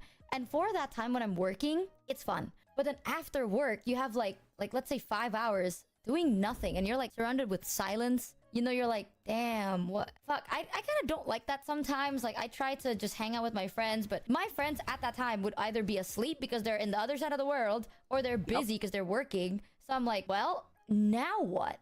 Right? But during the subathon, it's like, I was always surrounded by people and it was so much fun. Like every day I'm like excited to wake the fuck up. And I think that like that mentality stuck. Like after the subathon, now like a little honesty, before the subathon, there are days I'd wake up and I'm like, oh, I kind of feel like shit today, you know? But ever since the subathon, most of the days I would wake up and I'm like, damn, I'm excited. I don't know why. Like I feel like that whole month conditioned my brain and now I'm just like, I wake up with that feeling again. Even without the subathon, I'm like, yeah, excited. And then I go live. It's the same thing as like I told chat, February, I'm not going to be streaming that much because I have a lot of projects to do. Last week, I did the projects.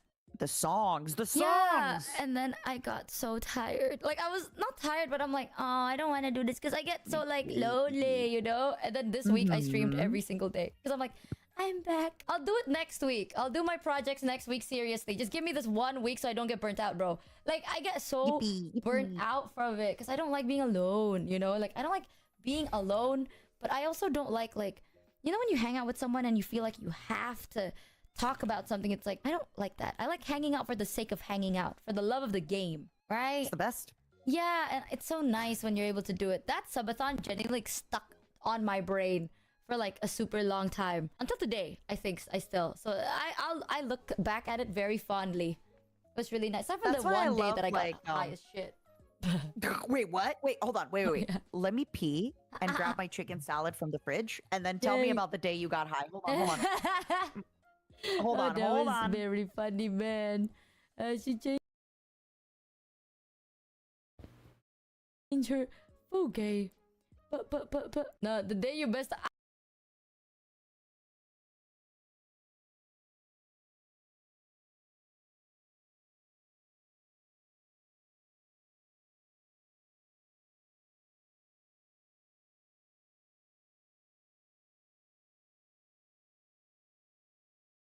Yep, not much to watch. Let me watch my own thing, and then you guys listening to boring music.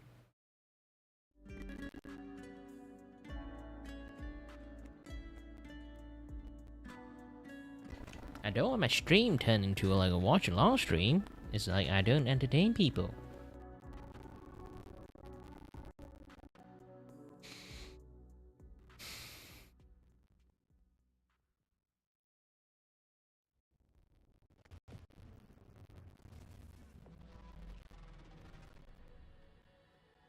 Continue listening to the music.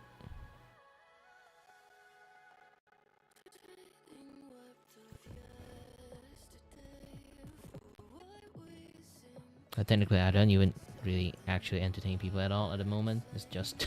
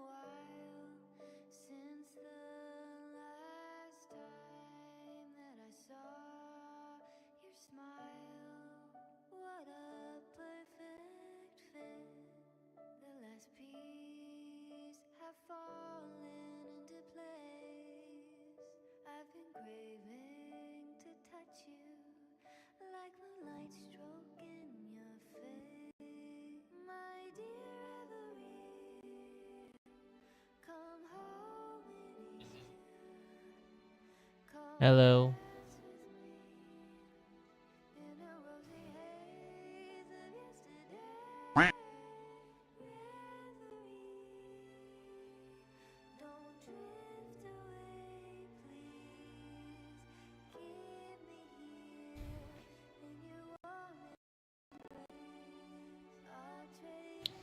Nah, I don't even have time to stylize it. I just randomly iron it.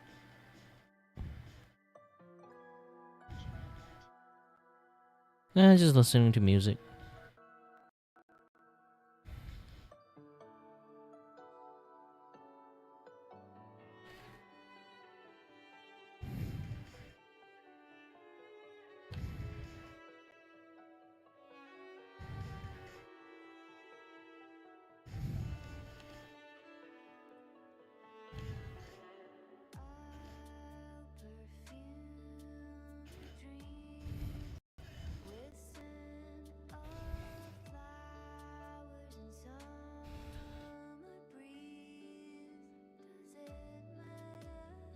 Nah, you do you, I do I. You already can see I'm very busy.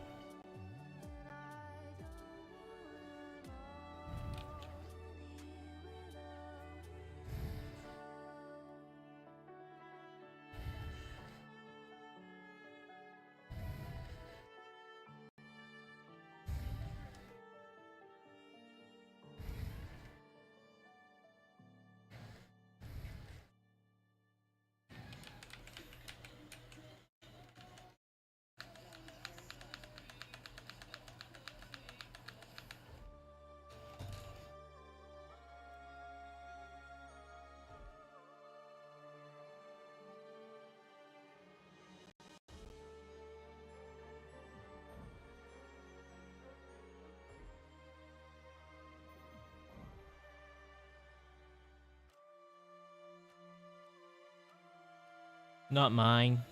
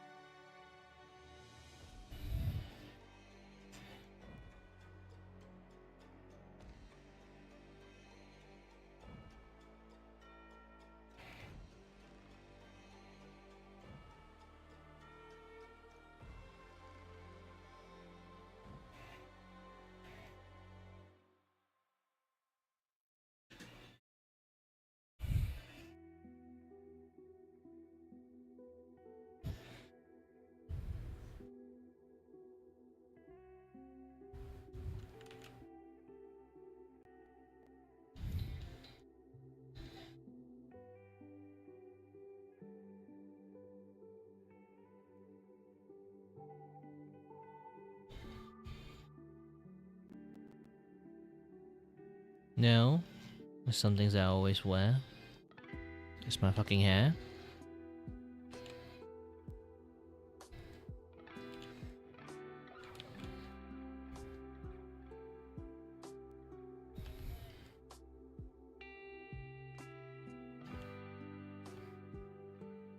I say I don't have enough hair to iron last time. Now I have enough hair, I just do some ironing.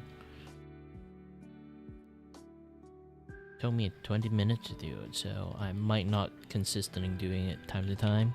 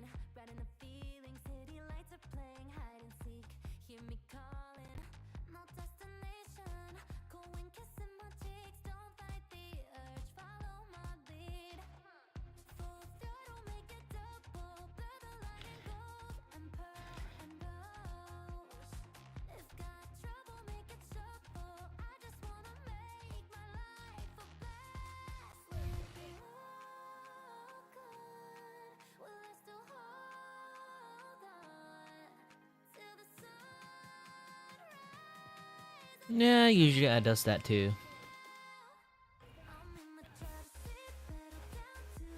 If you ever see me in other people like stream, like 90% of the chat is actually me.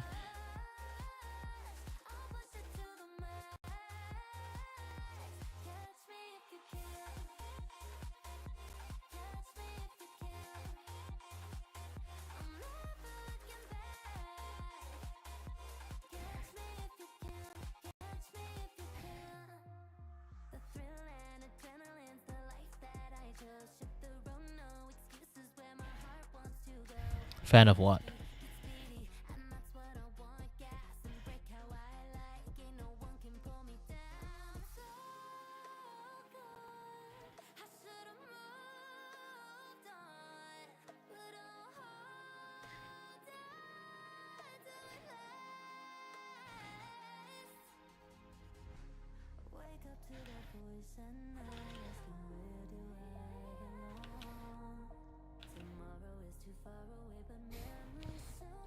Gosh.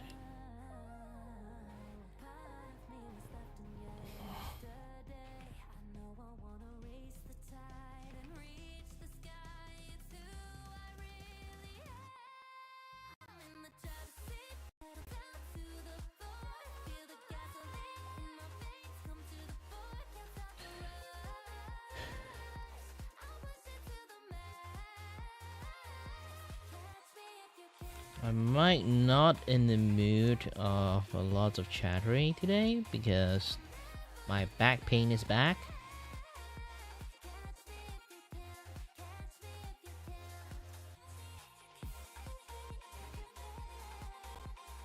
Then again, not back this time, it's more on shoulders.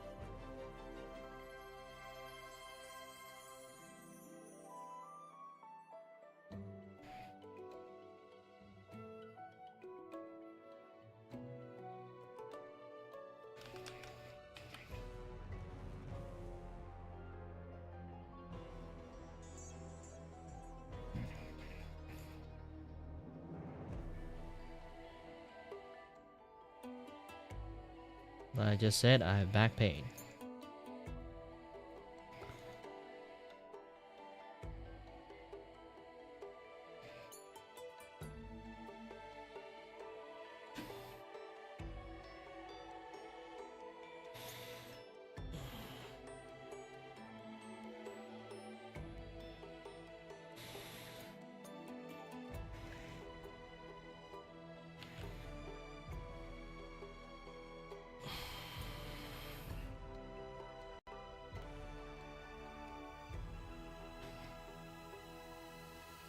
I have no time to rest.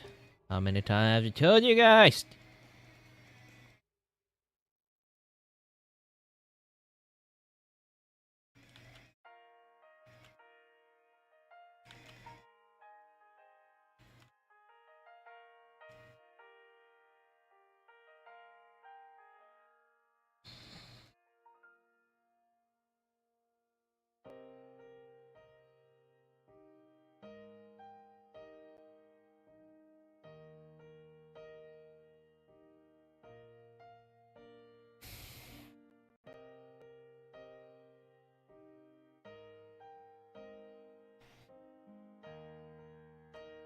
You know I can time you out, right? I literally have the strictest no spam policy here, okay?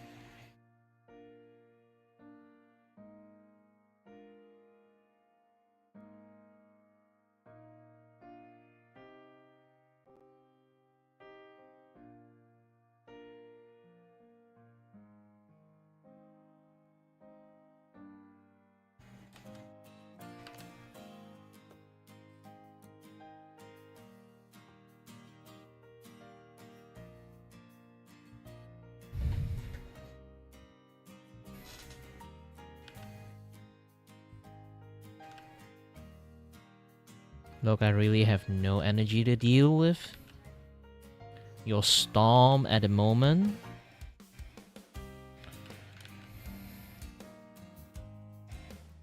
So try to, if you want me to take a break, just stop writing too many stuff.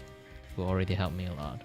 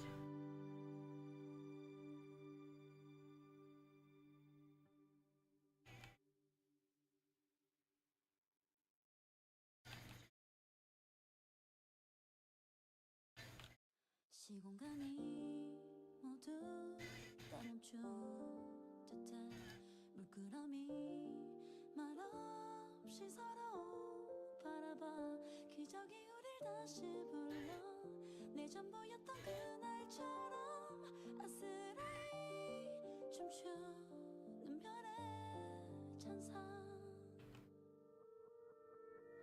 우리 둘의 영원을 바라는 듯이 새하얀 꽃길이 가득 피어나 날 부르는 너의 목소리 부드러운 온기가 나를 감싸 시간이 지나도 이 순간만큼은 빛바래지 않아 And the daisy crown 모두가 잠든 밤 푸르른 달빛도 따스하게 느껴져 두 볼이 발길에 달아올라 널 향한 마음이 한층 더 깊어져가 Now I know by sharing a world we came closer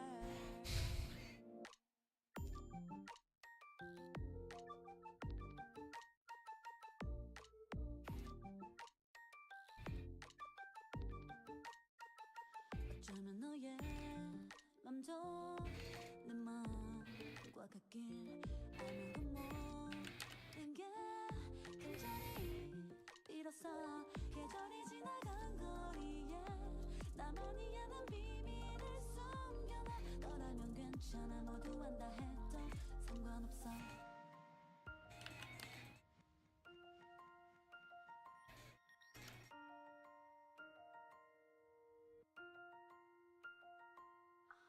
Purely satisfied only to play with toys together Maybe I'm shaped by thousands of memories of you 아직까지 너와는 먼지 두상이 흐린 추웠던 미를 안고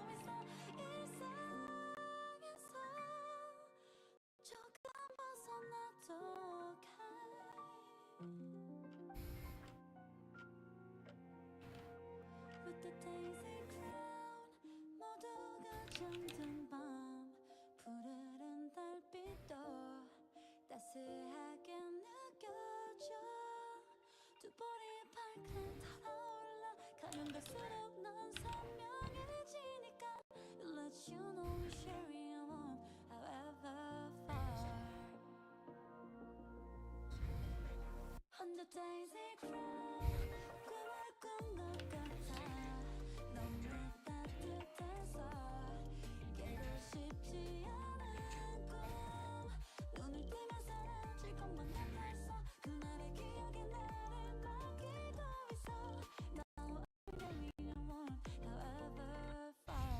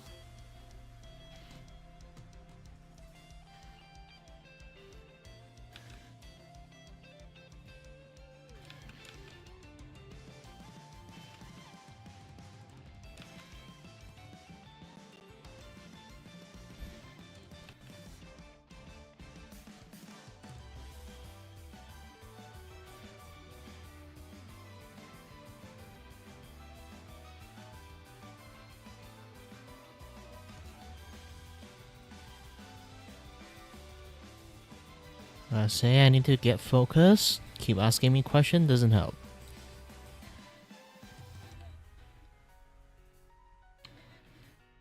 All I can say, asking irrelevant questions doesn't help.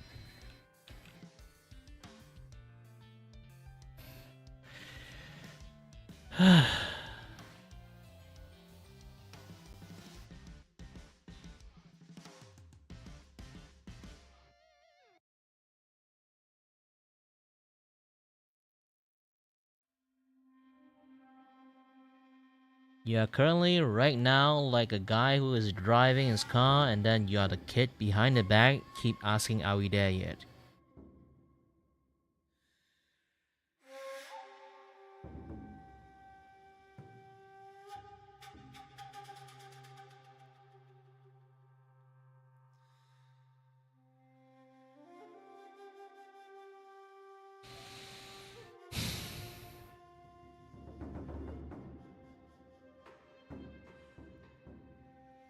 And today I don't, so I do not want to explode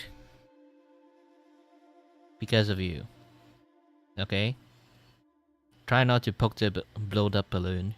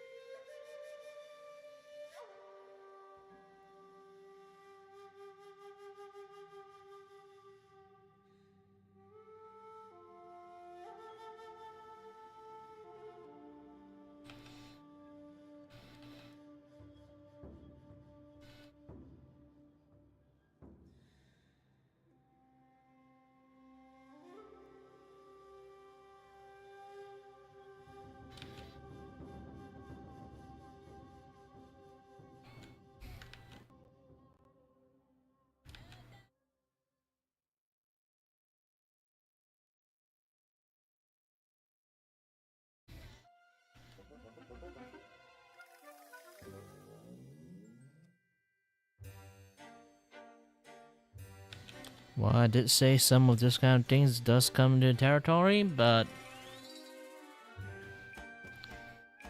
it doesn't mean I got very used to it.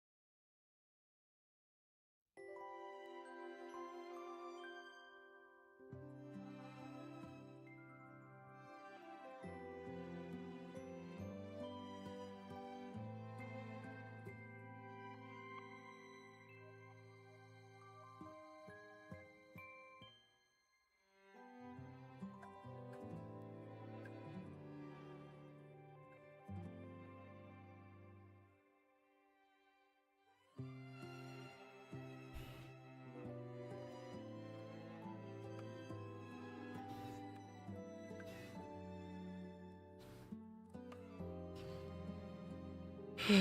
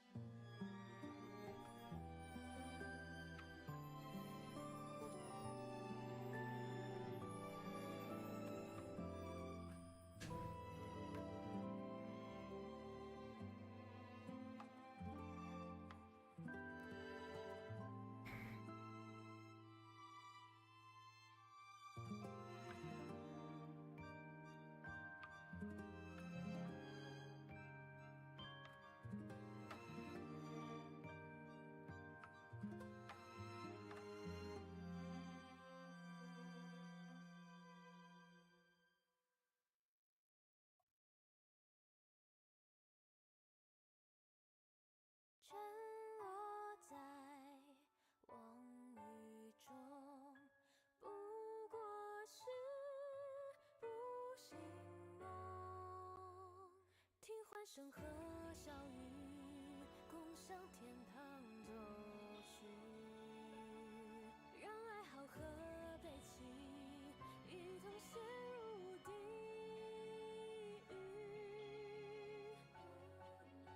迷失的灵魂啊，尽情的重生吧，认错罪恶就由我来定夺。燃烧的音符在演奏希望，紧接着黑暗的心，红色光枪编织出了残忍字幕通常，欺人的结局是惨烈死亡。沉落在往忆中，不过是不醒梦，彼岸梦。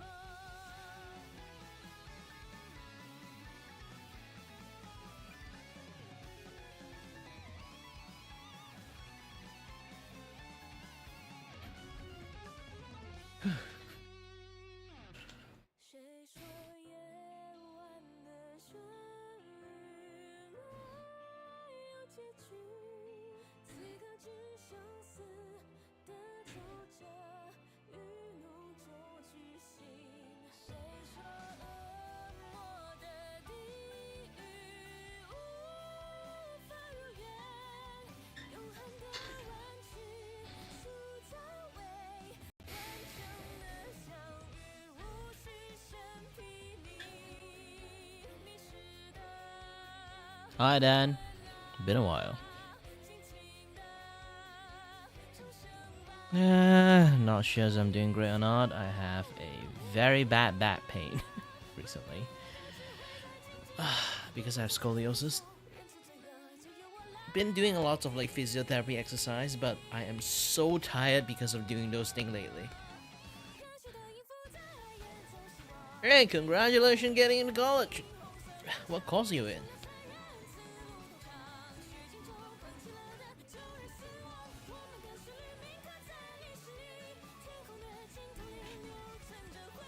Oh, congratulations then. You can do whatever the fuck you want.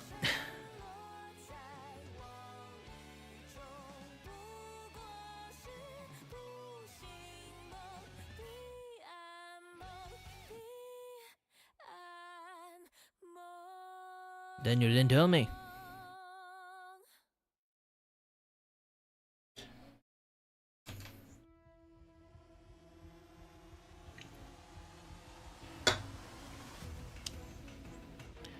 Because I've been assuming everyone in my chat is just kids. Because it is the fact that most of my channel that I've been through, that so far, all my experience, only a few people who is older than me, rest of the people are always super young.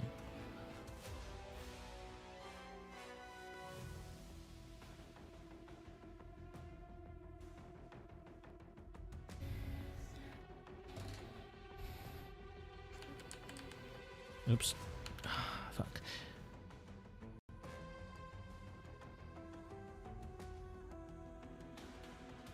Yeah, I'm 30. Some people are actually older than me while watching me. I'm quite surprised because like time that I'm in, usually, you know, not exactly a very open time zone for lots of people. Western people do come into my stream, but it's like the middle of the night for them. So I'm surprised people older than me have the energies to stay up late night just to watch me. Yeah, like I say, I treat everyone like a kid.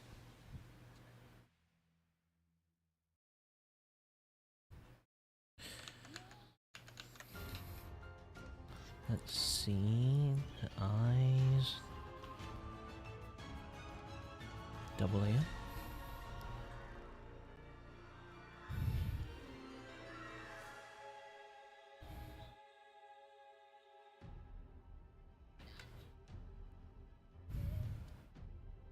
Well, I do have a policy that kids do not show their age, but you're 17 is fine. Technically past the bar. By technical.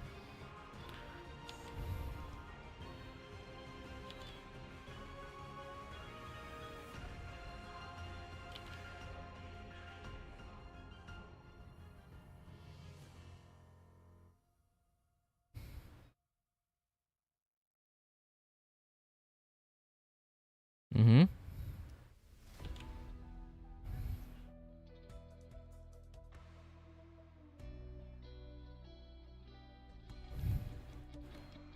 Why doesn't he talk about herpes?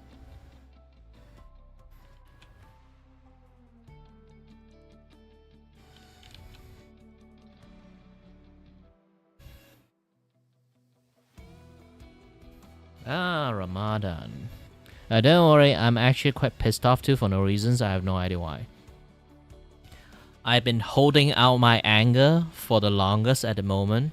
I guess it's because all the exercise that my body not used to, and the pain that I have behind my back right now is infinitely slowly pissing me off. Almost anything that can trigger me actually at the moment.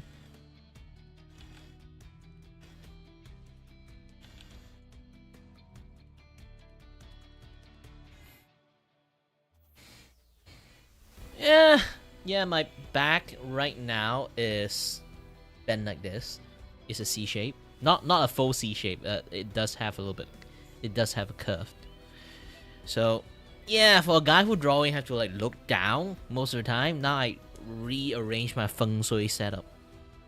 That I put boxes underneath my drawing tablet. Now I raised it up, so I have to like sit straight. And I used to draw in like 30-degree. Right now I raise it up to 80-degree. So it's much more harder for me to draw. I still need some time to get used to.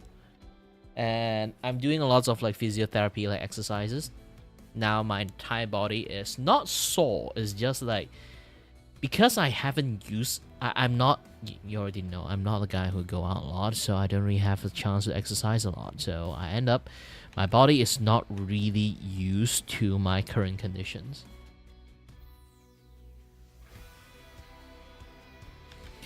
This is what we call getting old.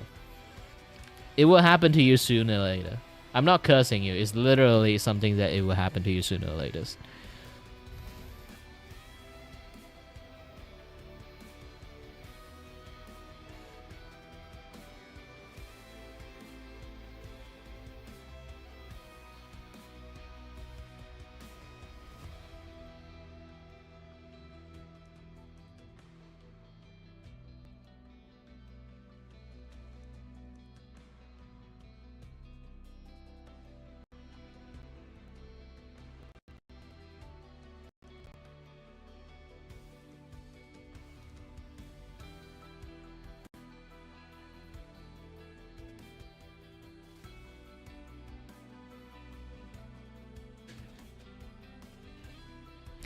Yeah, especially women. You should ask her to go to do some health check on the back. All women have scoliosis, especially when they hit 30. Or like close to 35. Sometimes, most of the time, they just don't know. They just power through the pain. Or like power through like just not triggering the scoliosis part. especially female, is the easiest one to get scoliosis when they start to age up. It's not just posture problem, especially when you give birth of a kid. Your calcium have reduced so much to the point that it's really easily to have a scoliosis without knowing. Medical checkup doesn't know that you have scoliosis or not. You have to either go to the chiropractor or like someone massage you, like touch your back to know your fucking spine is bent. Because medical checkup, they only check up your blood, like what kind of things that you're lacking, like the mineral, this and that, yeah, there's stuff. No matter how fucking healthy you are, like in your blood, they would not know that you're physically, your fucking back is bent. Again, it's a different thing. It's better to know early so you can do a lot of physiotherapy stuff to prevent further damage. Like I say again, especially when women gave birth, maybe like give birth, maybe the first time they won't really have like that bad of a scoliosis, that back pain is like super not visible at all. But especially when they gave birth a second time or third time, it will start showing visible thing. It's a very easily get conditions, so you guys have to be very fucking careful, especially for female. I have scoliosis is because like it's a family. I think it's a family thing. My moms have it, my sisters have it, but it is still, again, a lot of my female friends also have it now. So yes, again, do try to take care as much as possible. My vertigo, most likely case, again, might be the main cause of my scoliosis. When you keep spinning to one direction, your entire body tends to lean to one side. So I keep relying on one side of the body. So it kind of like messed up my entire balance and my back. Like just the tiny changes of a balance, I keep sitting maybe like with my left ass cheek only or my right ass cheek only. I didn't like fully sit down. It's like always like something like that. So when time slowly add up, it basically my entire condition is just accumulative damage. I'm already expecting it because the doctor did say like I am slowly getting weaker by age because I have way too many accumulative damage have been through out my entire life. It's just going to get worse by day. And there is literally nothing that can help me.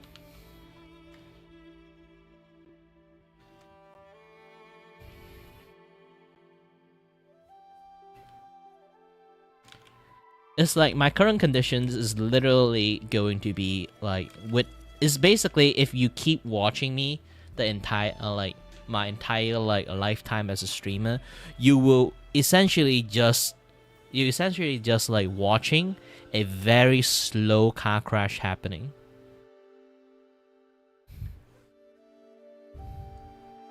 As day and time pass.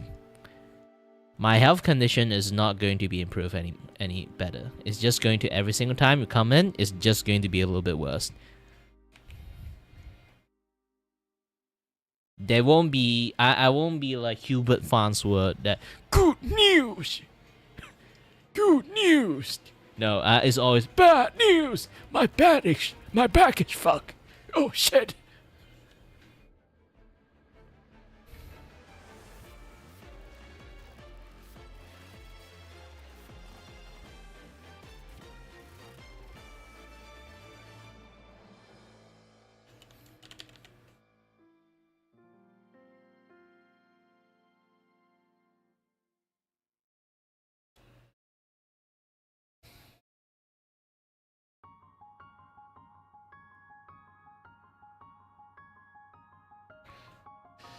I don't have an OKU card.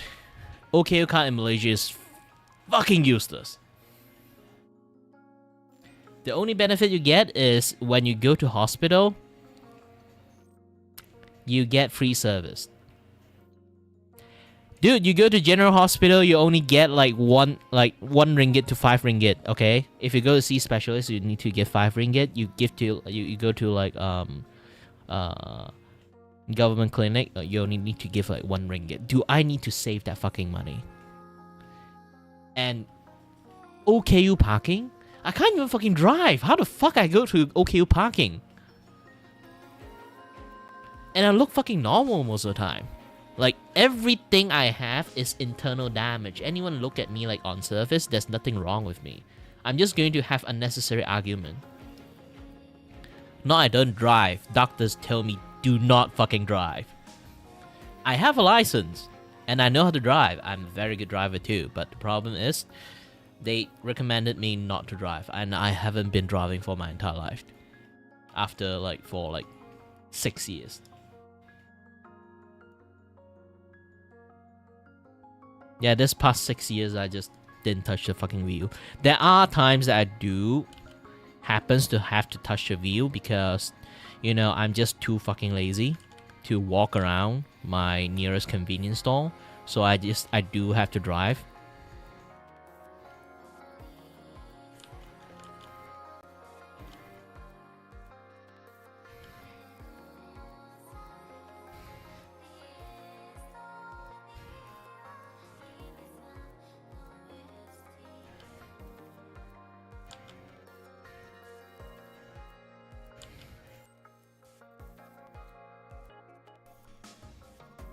Kind of is. Even back in the days, I almost do not drive in nighttime because the light actually makes me dizzy. Any fucker that use high beam, I curse them out so much. I know high beam is already really bad for a lot of driver, but for me, it's like extra double damage.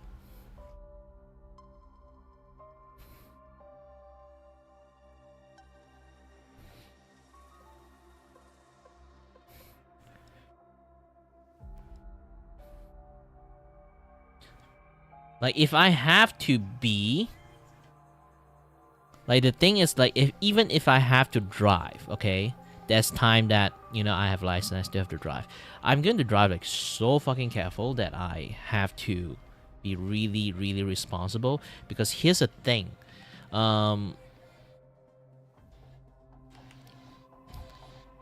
Most of the time, despite I say, like, how fucked up I am on my vertical, my balance is completely fucked. I still can be, you know, I still can be, like, functioning very normally. But I have to be tip-top conditions for it. So if I, like, go to work and then I become, like, really tired and fatigued, I'm not going to be able to maintain my balance that well. Maybe going to work, I'm fine. But coming back from work, no, I'm not going to fight.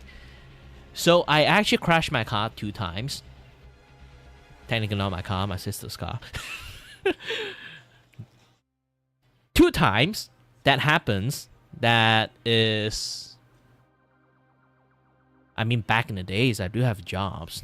Like, I'm 30 fucking years old. Do you expect, like, in that middle of time, I don't actually have jobs? So, there's 2 times I crashed into a car. First time I crashed, I ran into a curb.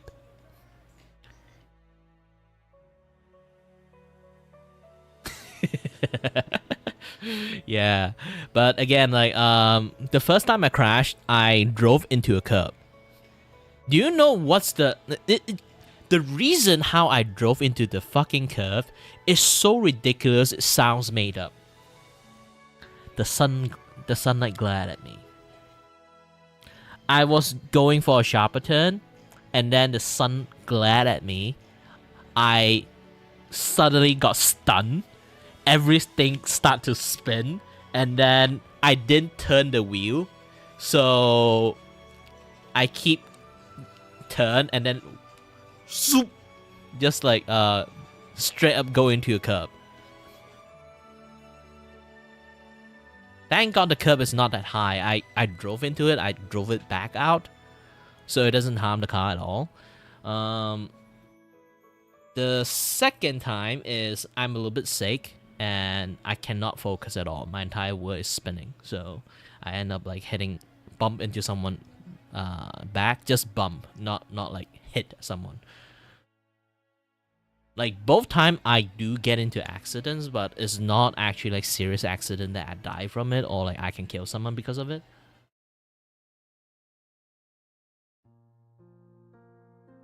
Yeah, you need money for that.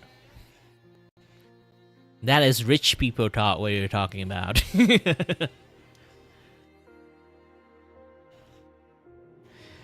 But either way, it's my sister's car, not mine, so... The tinted glass thing is not really my responsibility to add one. It's her responsibility to add one. I never drive a motorcycle, but weirdly, I'm really good at driving two-wheel stuff. I don't have a motorcycle license, but I do ride a bicycle. I'm weirdly balanced on the fucking bicycle. Even now, it's a fucking mystery how I can ride a bicycle. Even doctors have no idea how I'm able to ride a bicycle.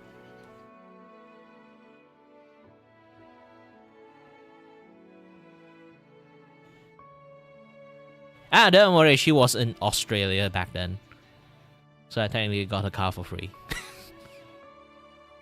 And don't worry, it's a fucking Myvi, so it's really sturdy. It's the most fucking sturdiest car in the world. I didn't take it out of race, is already fun. Fine. I'm not too big of a car guy, to be honest, because I don't drive. And again, like...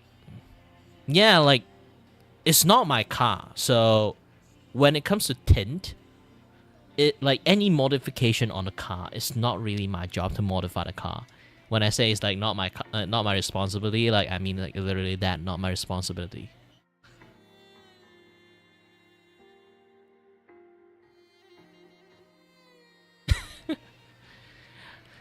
And I personally understand I'm a fucking menace on the road, despite how responsible I am on the road. I actually drove really slow. Ouch. Sorry. Hold on. Tinnitus.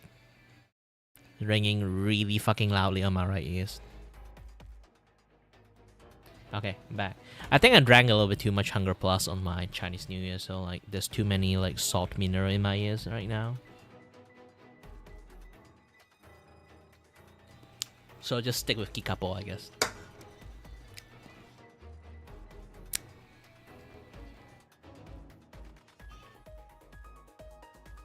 Yeah, great. Goldest. Ah, 30 years old, still taking ang pao from people.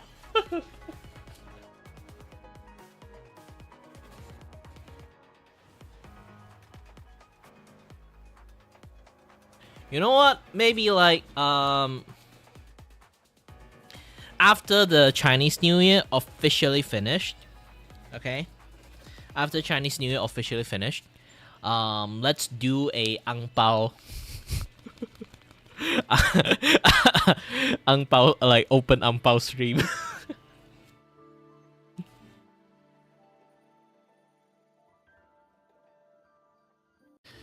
Not really. There's a lot of like not just traditional stuff. It's like there's a lot of meaning behind it. Aside from that, it's like giving people money. It's like giving them like wishing their fortunes, and also like wishing them live long enough, like, you know, like back in the days, like yearly celebration is to celebrate that you survived. So like one part is like they also wish you that you live long enough to spend this fucking money. That is part of the wishes. It's like wish you for a longer life, those kind of things, like healthier life. And a lot of things like only people who married can like give ang pao, but nowadays, you know, like modern days like this rule have become like a little bit a little bit different as time passed. It has already, I would say, the rule have changed to more like feng shui level stuff.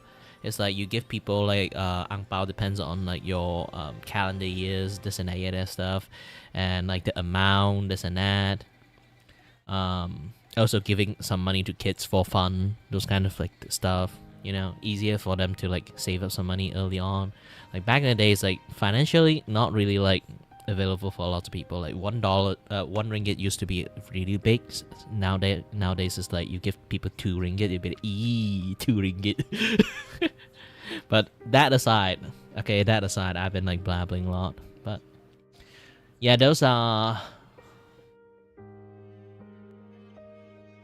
like the times and days. And if people is like too old, obviously they're not going to like seniority. They will start to give ang pao to like, but by actual rules, only people who are married able to do it. But nowadays, people who do business themselves is like they are rich, they are successful. They'll be like, yeah, well, why do I need to like take money from people? I should give money to people. And then they just start like offering ang pao too, to the kids. So yeah, it's the thing. My brother used to give me 2, but I'm basically a leech in the family. I told him not to give me.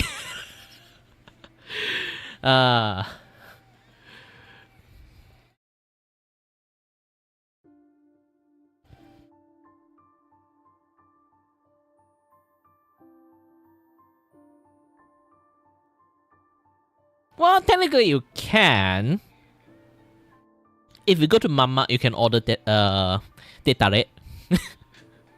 Oh shit, I think teh tarik nowadays is like 2 ringgit, like 20-ish cents or something like that.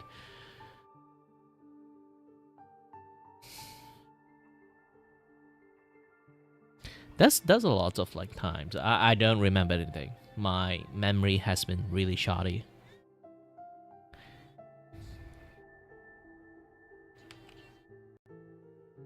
Good for you! You went to the expensive restaurant. You should go to the cheaper one.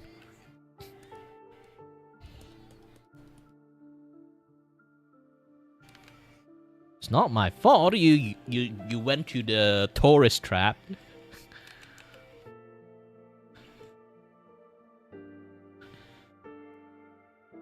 KL have lots of affordable food. You just went to an expensive one for no reasons. Don't go to shopping mall. Go to the outside one.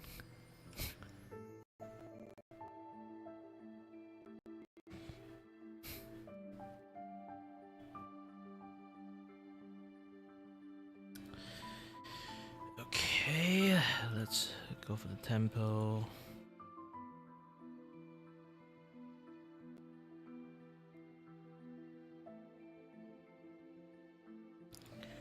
Lean. Control C, Control V.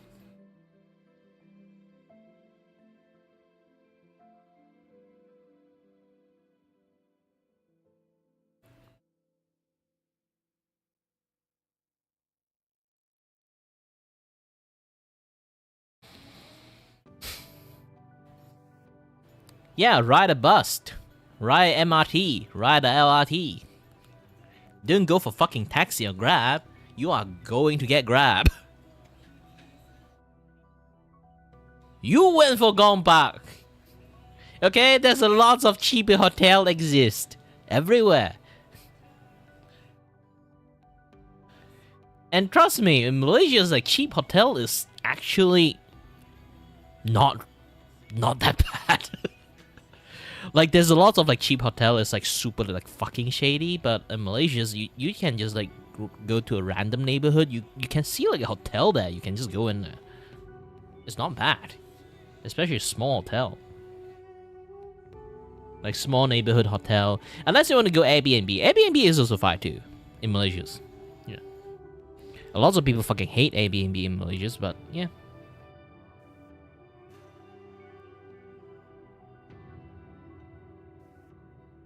Nah, like you don't have to choose Gombak. There's so many other places that can, like KL literally is the easiest way to connect to every other place. You just can't go to the wrong route. because sometimes you might accidentally go to Kuantan or Genting Highland. Aside from that, like KL is really connected, so you can literally like temporarily like reside in anywhere. You still can go to anywhere. My living area is literally connected to the Selangor and KL, so it's like one of the desirable like area. And you know like the border area, but we have to deal with a lot of like weird ass fucking like Selangor and like KL like like postcode issues, but still generally it's not that bad. It's not that bad. You can just go to Cheras and then like find some like nice area, or technically Cheras is really close to Gombak. You don't even have to think too much about it. Like, or you can SS2 is a little bit too expensive, so might not go to SS2. SS2 is a little bit too expensive on those kind of things. No, I won't tell you. That would be exposing my area, isn't it? Want me to shelf dox myself? But DT Wangsa is really fucking far away from me, so no, not that.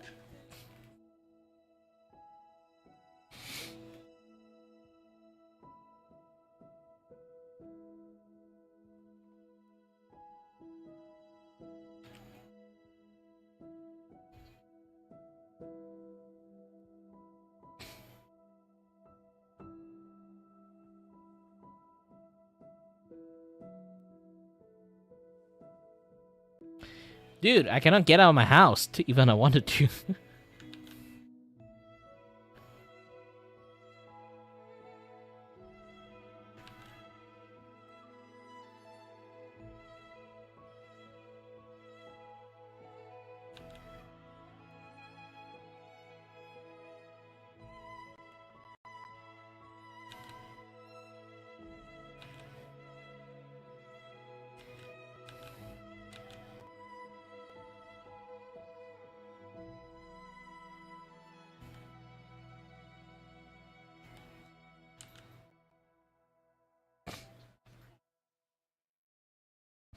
Seriously, I'm asking a guy that never really go out that much to be a tourist guide. That's the worst place. I am the worst guy you should ask. I barely know my outside area.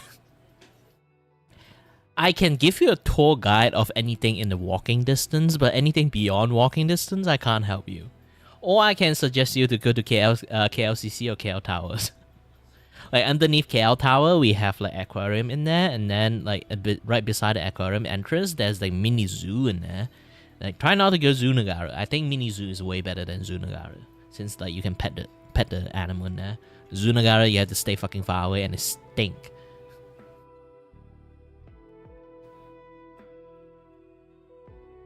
Depends what kind of like experience you want to depends on like what kind of like experience you personally want to get. Like if you want a very city life kind of like experience, you should just go to Lau Yat, like, or like Times Square, Aeon. Technically Aeon is Malaysia have a few Aeon, but the KL Aeon have a little bit specials. I can't even say Sungai Wang have anything nice to go anymore. Sungai Wang right now, you just go to the fucking mall and that, like, holy shit, it's just a... like, people do, like, money laundering using, like, blank company. Like, you basically just going to visit a lot of those blank company. Okay? Like, those tiled store and, like, the wallpaper store, like, all those, like, furniture store, like... Most of them are actually just blank company. They are doing trading with each other to kind of like, doing money laundering stuff.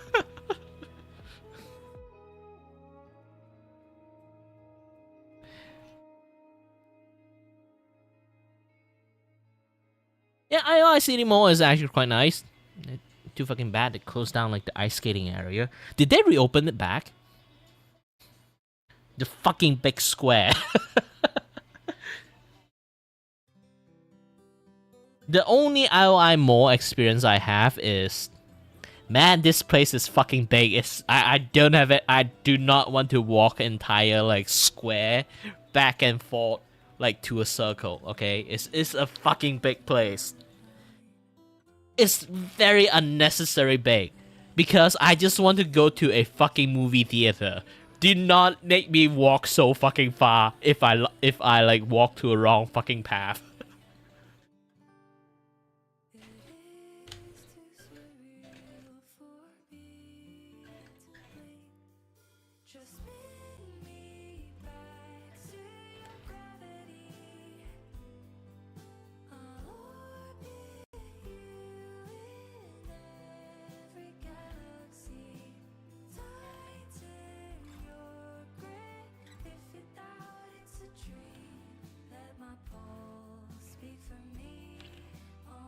Nah, if I want to go to IOI Mall, the only reason I go to IOI Mall, I just want to experience ice skating.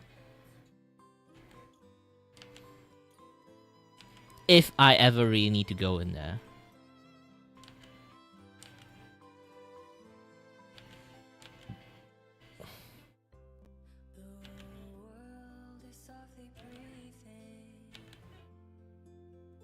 But is IOI Mall still have ice skating area?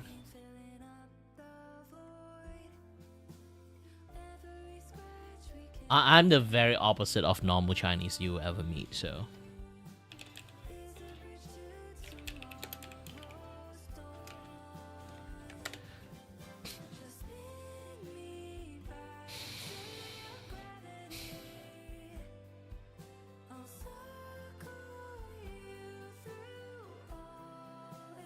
Oh, the ice skating area still exists. What happened the last time I heard about IOI Mall? They closed down the ice skating area.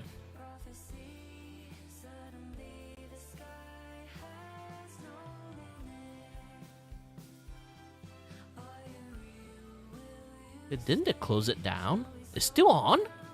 Oh.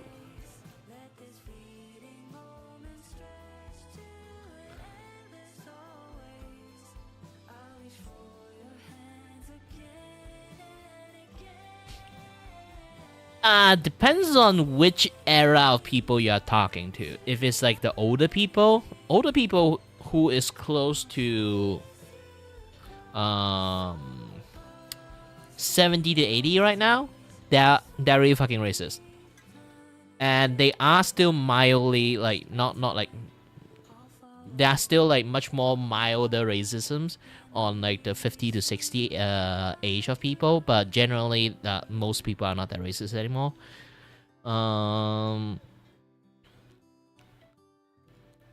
People around my age, it's rare to see a fucking racist, but it's more like we live in a very racist area, so we sometimes say something that we do not fucking aware of just because of that.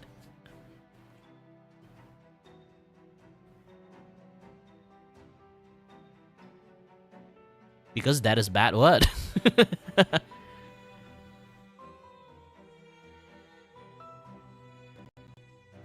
Try to think this. If you add a lot of word like that into a sentence, do you really aware what that word is?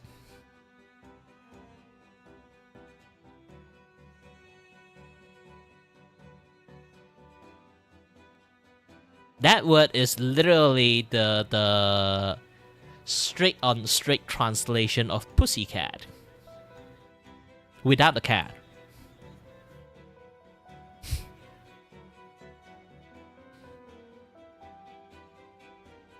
It's more like a middle fingers, but you know, like when we say the word fucked, it's like the word that more pointed toward the act of like the ding dong.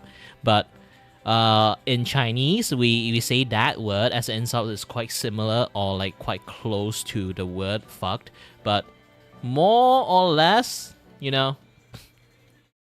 Pokemon is a different thing. Pokemon is not a bad word, kind of. It kind of is, kind of not. People just use it as a funny word anymore. Like it lost its meaning a long time ago. But the C word is still there. Okay. The C word is basically genitalia. the literal pointing at someone genitalia, and it's a female one. So, yeah.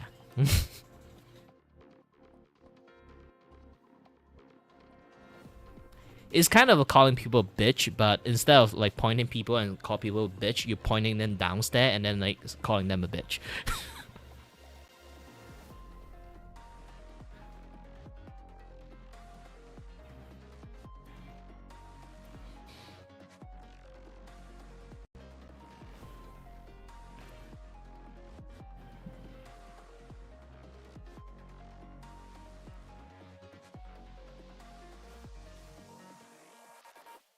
It's just green color for lots of people, especially Indonesians that have no fucking idea why you guys say that.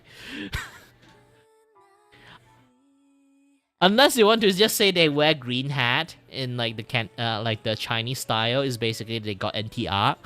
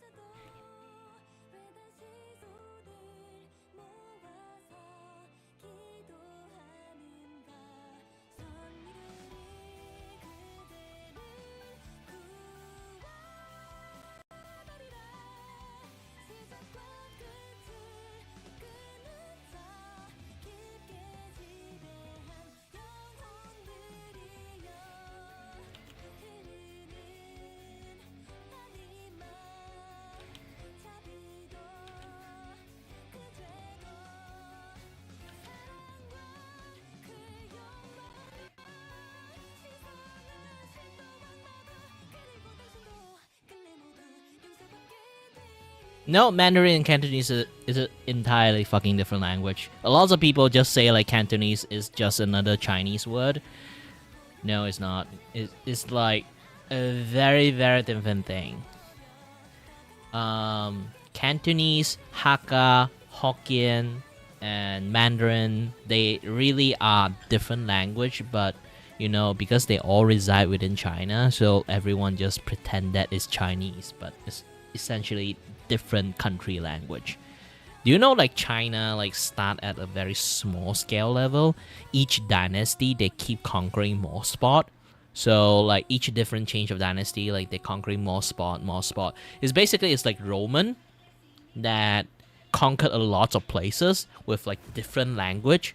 They assimilate their language. So like a lot more people who surrounding the Roman Empire back in the days, they lost their language. But from China, they still use their own local language a lot. So there's a lot of people who literally like used to be different country from China when they got conquered. They still retain their own language. So as time passed, there's so many different dialect in. There's still like a lot of like different like dialects still being used, but essentially they are coming from different language. So if you're going to say like Japanese is actually really close to Hokkien, but around the time like Hokkien is like the people who speak Hokkien is literally in the different regions, not regions, different like country around the time. The China still haven't like took over them yet, and then they do like expeditions, went to Japan, and then like slowly it just turned into some entire different, like Japan being Japan. Now they just legally distinct. Like it is that there's a lot of language like histories. China is like one of the most complicated one, especially nowadays. They don't really look back into their own heritage that much because they you know. They do not like to look back into the days. Back in the days, when China is like this and that. Like they didn't talk about that a lot. They want the modern China. They don't like the old China. Okay.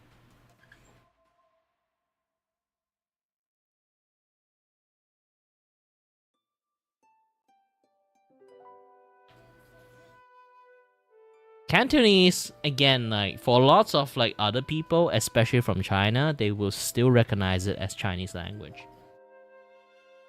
But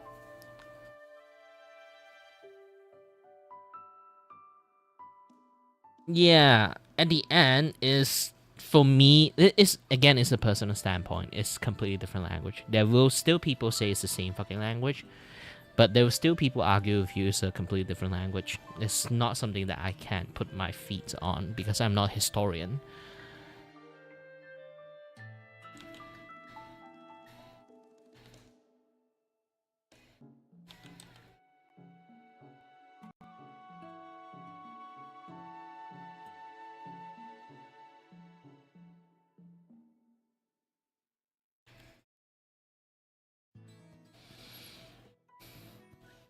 You know that anime have almost zero accuracy, right?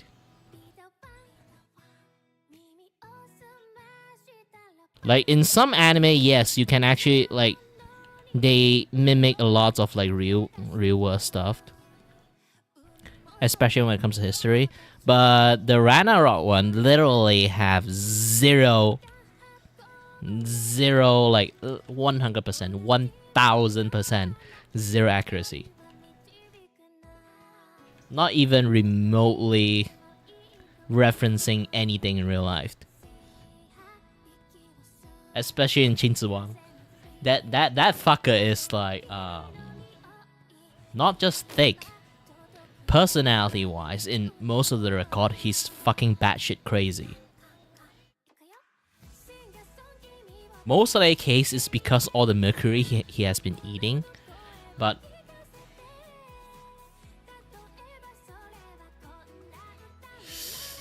trying to think this. I am a streamer that quite ban happy on people, okay? If anyone offended me, I will almost straight up not time out. I will straight up ban the persons, okay? Try to think this. Qin action is quite similar to how I do things, but instead of banning people, he will literally execute people on his bad day randomly. If he wake up on the bed wrong side, he feel a little bit back pain or something like that, or like a mosquito fly past his eye, anyone that he eyes land on, that guy is fucking dead for no fucking reasons.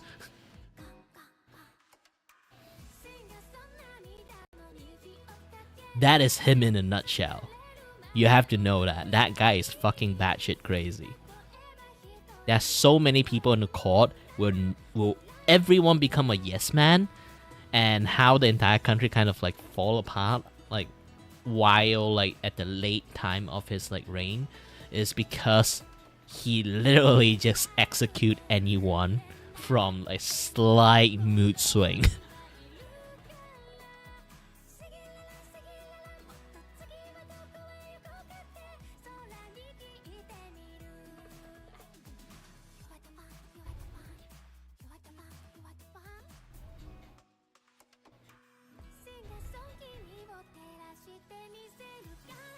Yeah, older side of people is always that racist. Even my like aunt, who is like 80 years old right now, like she is like really racist. It's not just like normal racist.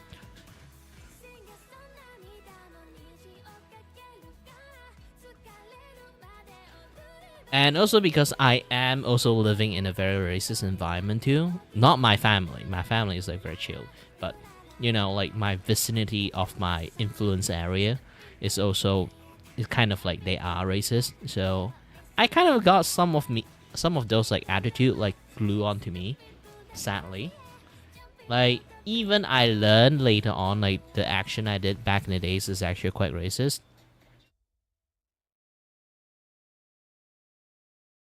Like there are many times that I don't aware about it when I do something racist. It's just some things that everyone does, you know, like those kind of things like monkey see, monkey do. So there are still people around my age or even in the younger age, they sometimes do something racist. I would just say just let them know, then it's fine enough. If they want to stick with it, let them be, I guess.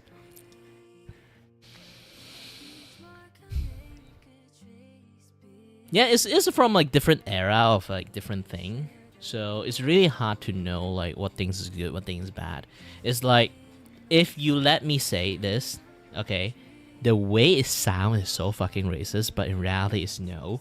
Is that like I don't have a girlfriend, and then some people, if like say it's in Malay, that say I don't mind, I can be a girlfriend, I would immediately say no. It's not because I don't want to entertain the idea of having a Malay girlfriend. It's like I don't want to entertain the idea that one day I might get my dick get chopped off.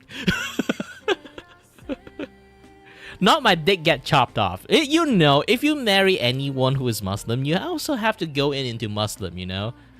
Like, when you go into Muslim, then you have to get your, like, pee-pee skin, like, lopped off, okay? I do not want other people, other than the persons that I choose to be my partner, to touch my fucking ding-dong, okay? Yeah, this is why I say, like, I don't entertain the idea to date anyone who is a Malay. It's not because I'm racist against Malay. I just do not want to get my pee-pee chopped off after I married that person. It's a big commitment. I say pee-pee chop off, I mean like foreskin chopped off, okay?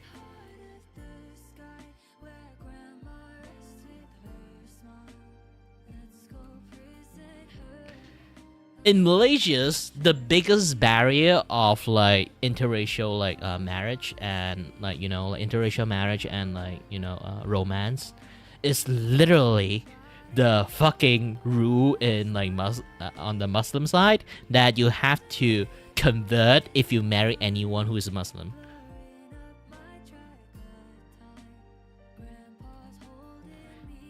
Like literally in Malaysia is like the only fucking barrier of that is literally religions. Like I say again, Malaysians are not really that racist. It's more like we are religiousist.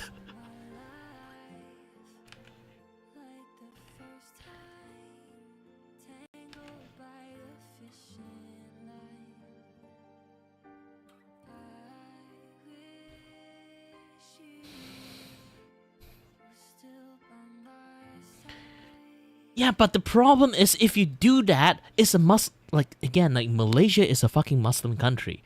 If you don't obey by that rule, you are fucked. You can do that in outside country, okay? Like imagine like you fell in love with someone, okay? That is not like they're not Islam, okay? So you can go to some other country, marry, and never convert that person's. Technically, in some technical form, if you're really like fucking sacrilegious, yeah, you can do that. But in Malaysia, no. Malaysia is still at the end a Muslim country. You can't really like do that shit. That is so against the law, so much point that you will get fucking executed.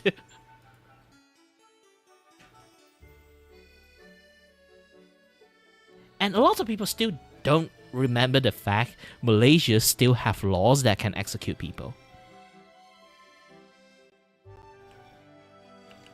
A lot of countries don't have that rule, but Malaysia still stick with that law, okay?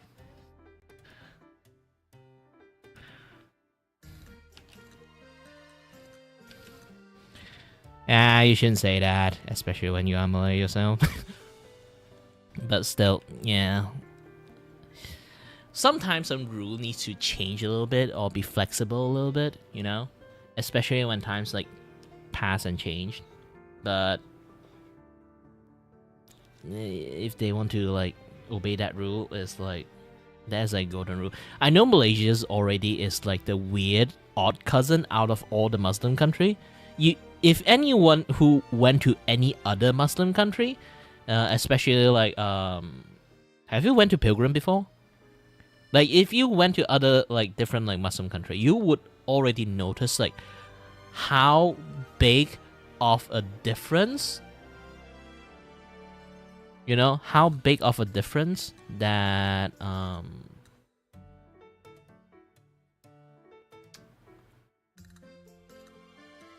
Malaysia is.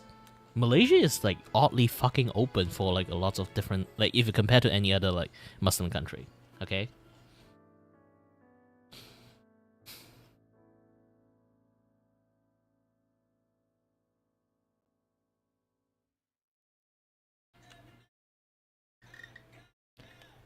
So yeah, like we already function in a very different society, like compared to many other like Muslim country. Okay, like if you look at like just use Indonesia and Brunei as an example. Okay, like and then look at Malaysia's, it's like we don't behave like a fucking normal like Muslim country most of the time.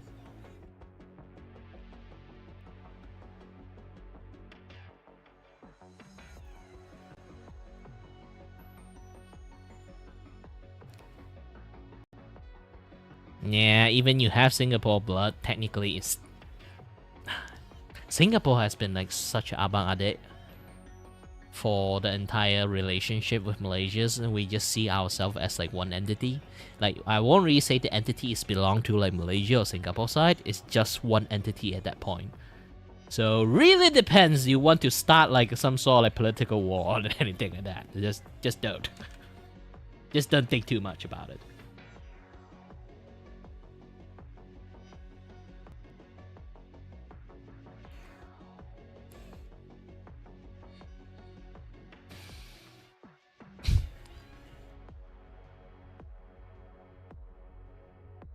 Lots of people thought I'm not Malaysians too, because I don't speak like one.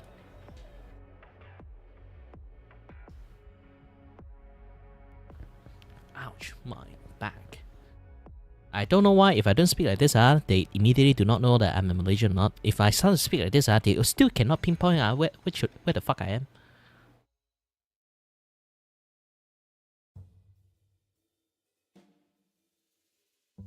Saya memang tak cakap bahasa Melayu. Bahasa Melayu saya tak sangat kuat punya.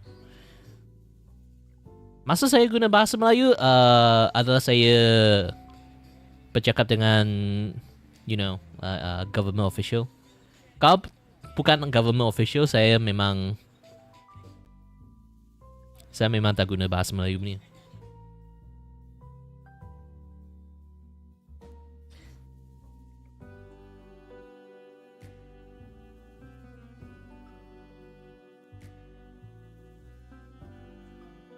Hold on a bit.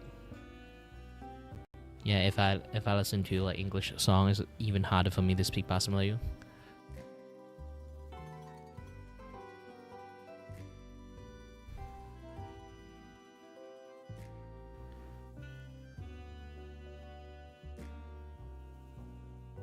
Saya tak tahu you cakap apa. Bahasa Melayu saya sudah limited capacity ya. And then you guna itu shortcut bahasa Melayu saya memang satu pun tak boleh baca punya.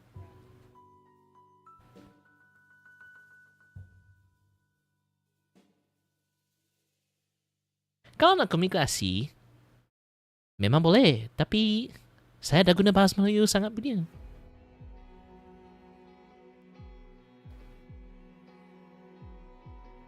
Kerana kalau saya guna bahasa Melayu, saya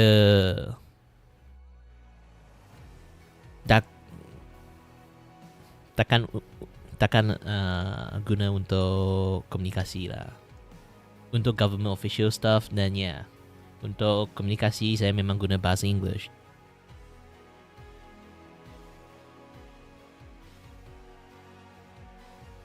Saya pun tak tahu macam mana guna Manglish punya.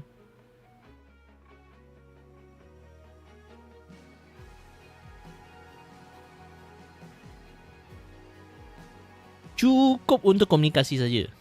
Tapi tak cukup untuk standard conversation.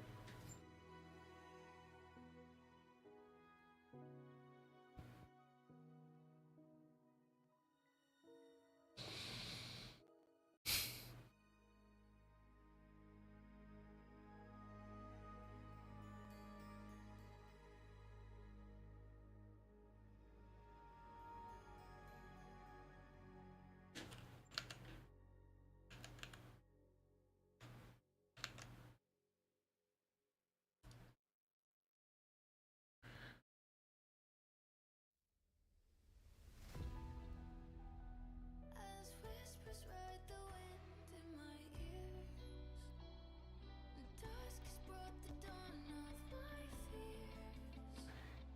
Easy, I just pretend that I am a banana, then it's fine. I'm in public, I usually use English. But of course, if I need to use like Chinese, Cantonese, Hakka, Hokkien, I can definitely use it. 那我要讲华语也是可以的。我们没有什么用华语啊，我通常都是只是用華語跟我的家人講華語，然後跟我朋友咯。但係咧，如果我要嘅話啦，我同我嘅朋友講嘢啦，我都用廣東話嘅。如果佢哋曉廣東話嘅話啦，通常 KL 人全部都用廣東話噶啦，都冇乜嘢噶啦。然後我講同我嘅阿姑啊講話嘅時候啊，我都用客家話咯，叫做sama客家言來嘅。咁講客家話嘅話，叫做打鳩屎牙。但係我嘅客家話咧要參考公司嘅，我嘅客家話要功夫話參考一批嘅，所以就變開佢條湯我講客家話，佢條都係打屎牙啦。Hokkien way that one I don't know how to speak that well. Actually, Hokkien is like something I understand but I can't speak. Same with Japanese. I understand Japanese but I can't speak Japanese. Yeah, I just spoke like multiple different language in one go. Chinese, Mandarin, Hokkien, Hakka, Cantonese. I'm the pinnacle of what they call the max Asianing. Okay, the most Malaysian Chinese of Malaysian Chinese that knows shit tons of language for no reason. It's like a default system of all Malaysian Chinese have. Like unless they are banana, they technically know almost every single language.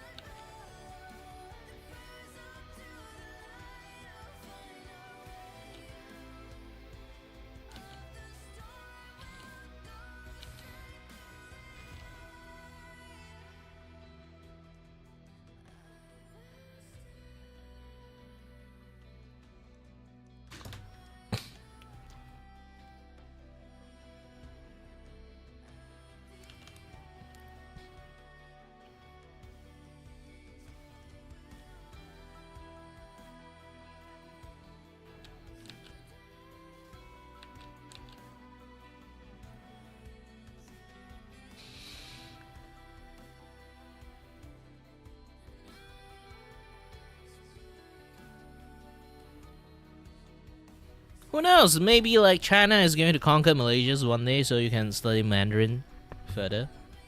I guess.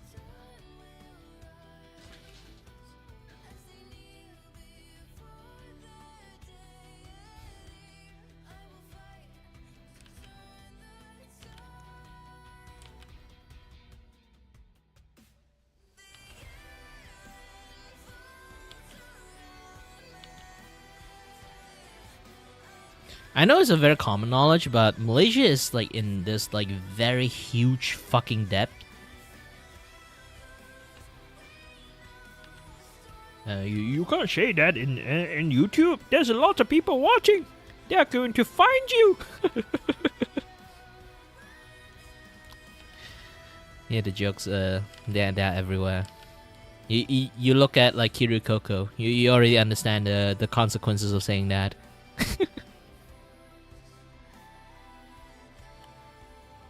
But in either way, it's more like I say, Malaysia's and is the relationship between like Malaysia and China is in a very difficult standpoint because like Malaysia actually have so much debt money, like the whole entire 5 fucking time of the entire country GDP with China. Okay, so if China suddenly asks back the money for you, we do not have the money to give back China. So most likely case, they might have to sell the entire country to China. Yes, we actually do not have we like they like the government borrows so much fucking money from China. Like I won't be surprised that one day that they ask back the money, we have zero money to give back to them, and then we have to use our fucking entire country to pay back the money.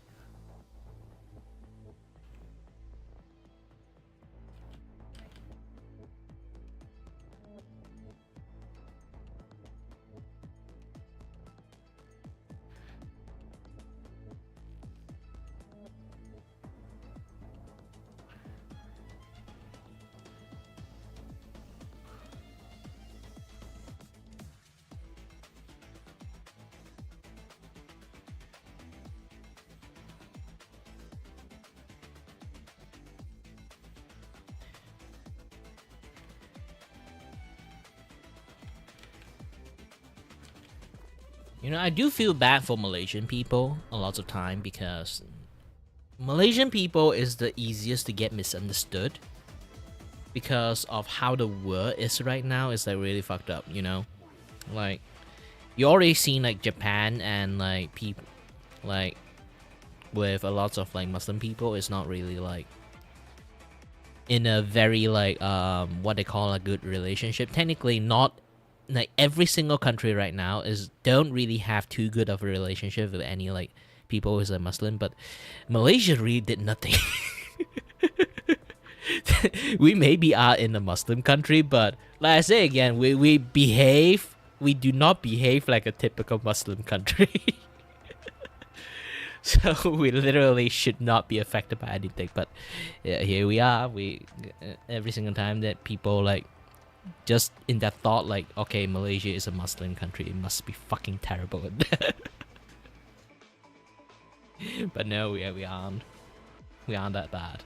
And then there's also another situation is like China tourists. Okay, this is on my part. Like China tourists is kind of like notoriously being like super fucking bad in many different countries, like acting all hubris and stuff of being like a very fucking bad tourist. So imagine a Malaysian Chinese go to any other country that they kind of like some of the country already have some bad relationship with Muslim people, and then like they also like don't like Chinese looking people because like people from China is being a dick around like everywhere. So like imagine you just go to there, people just give you the side eye.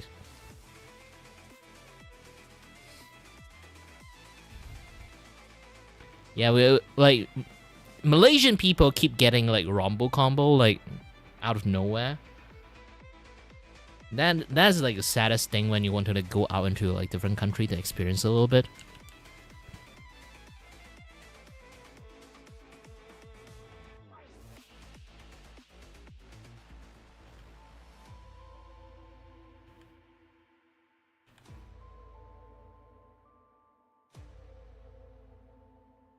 Especially how the world is right now is really I do feel bad.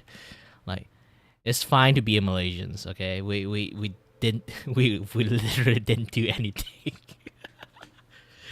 Especially like the funniest thing that in Malaysia is like we in ASEAN, okay, we are the butt of the jokes of the of the general ASEAN side, is because like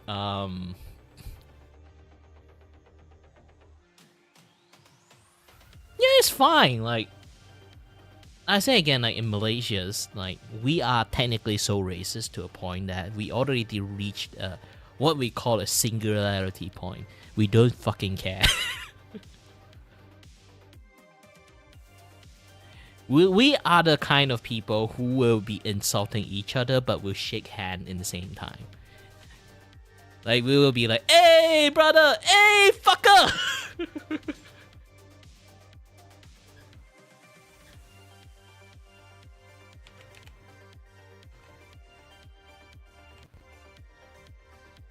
It's like our language, like communicating with each other, is literally like League of Legends, like very toxic lobby. But we are so chill about it. Like, we can say the most offensive shit, but we'll be like, yeah, another Tuesday, right? Yeah, another Tuesday. Insult you tomorrow? Yeah, insult you tomorrow too.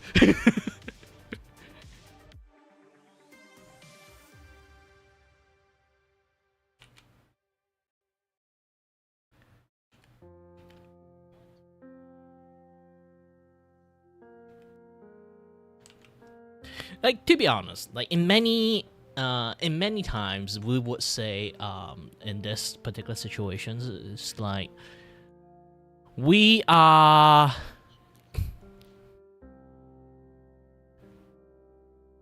like it's literally like the things that we be like, we are racist, but we are moderately racist. We are not like the hateful racist, we only stereotype people because it's the fucking truth. And yeah, we aren't like that wrong, so like we all both agree that yeah, we can do that shit. But that's the thing, is like, like that friends group that you have, like that friend you keep laughing at, but when other people laughing at you, you'd be like, oh no you don't. And everyone just like start fighting for him and those kind of things. Like, Malaysian relationship is just that. We literally are just like punching each other's, but once like some other people punch our guys, like, you are fucked.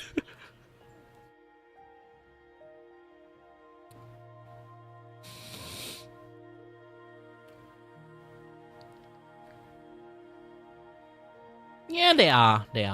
Like, depends on their circumstances. They came here to escape from China, or like they came here to just because the superiority of China. It's a really different thing.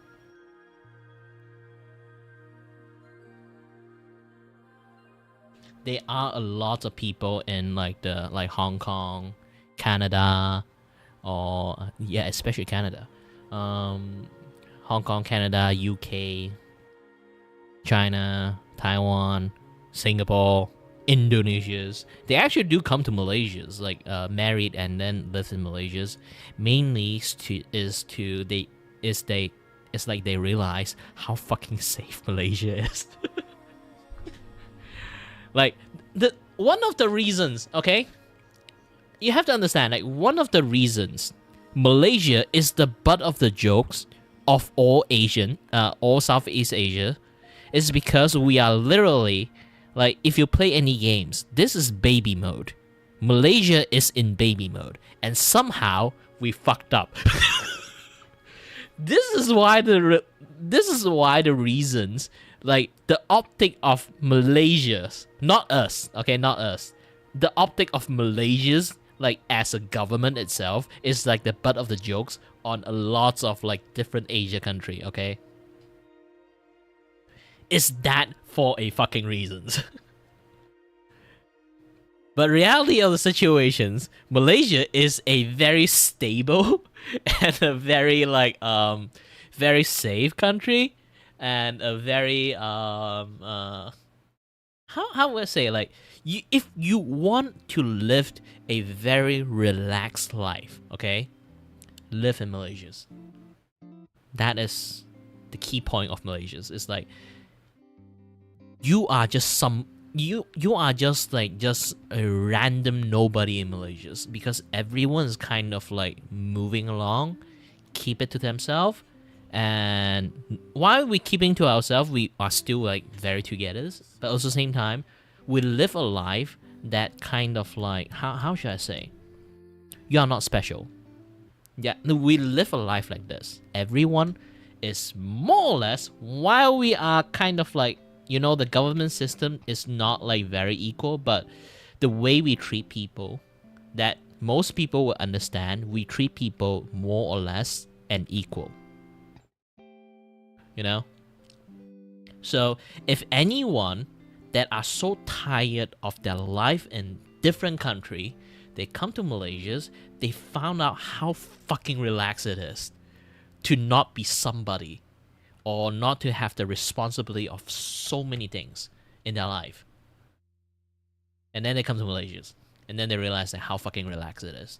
There are lots of people say Malaysia don't have any like tourism place because the first place they go is the fucking KL. Okay, try to think about this. KL, Penang, or like any like big cities in Malaysia.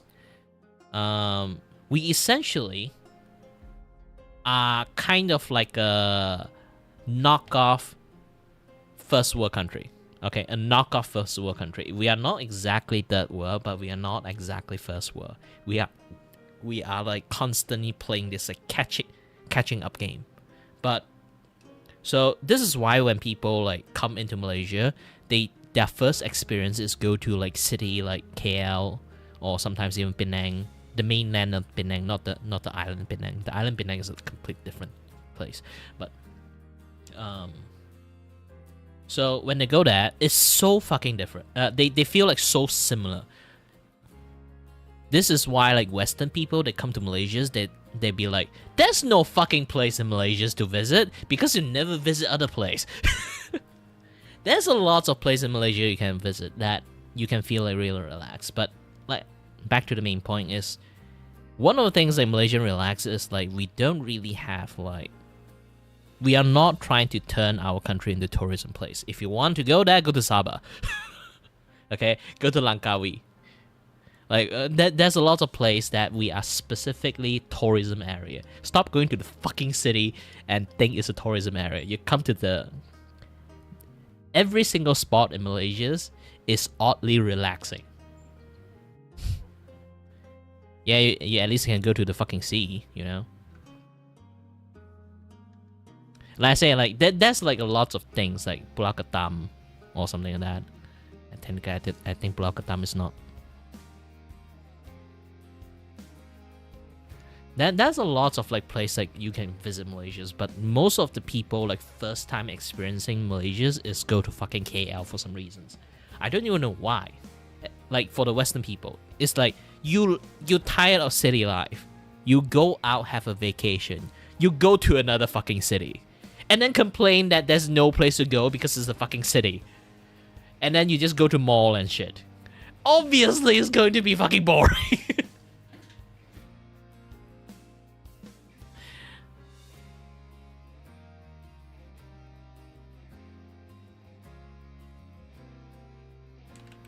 Yeah, I don't mind. It's just like the world have like, I don't give a shit about this kind of jokes anymore. Like it's not my country. I'm not sensitive about it.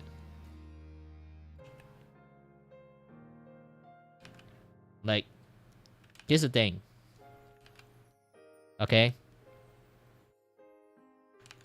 If you mention the Twin Tower stuff and then some people are offended about it, you have to remember you have the right to say it because so many fucking people is joking about the fucking MH370.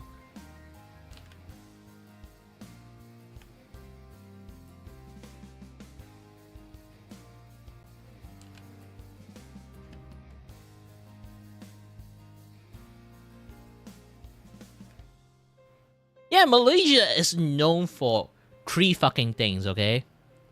1, their food. 2nd, I have no idea. 3rd, the fucking missing airplane. I mean, come on, motherfucker. That's the only thing you guys remember? Like, here's the thing. Like, every single time I'm asking, like, I go to Vtuber and meet a lot of different VTubers, okay? And I say I'm Malaysians, and then how much do you know Malaysians? They either would just say the fucking food or the fucking plane.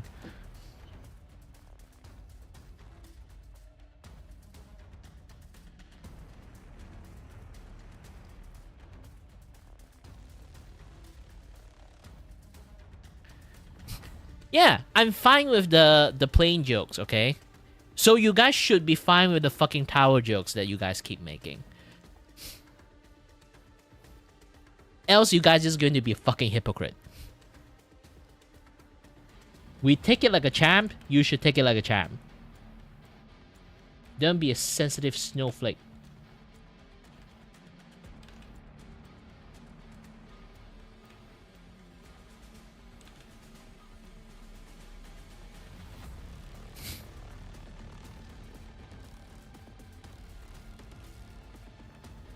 You know, again, when I speak about like how people know Malaysia is like the most fucking hilarious things. Like I say again, like most people know us for our food, but here's the fucking thing, okay? Anyone can say food, okay? Do you know what thing's famous in Italia? Oh, the food, right? Yeah, the food. Do you know what's famous in Scotland? Oh, the food, right? Do you know what's famous in China? Oh, the food, right? Do you know what's famous in Singapore? Oh, the food. Oh, wait.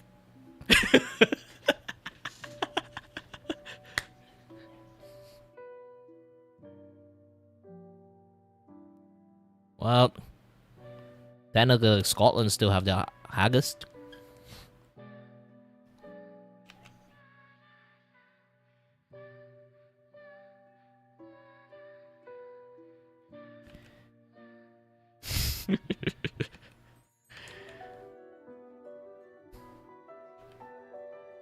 Technically, Singapore food is just Malaysian food. Okay, it's the same fucking thing.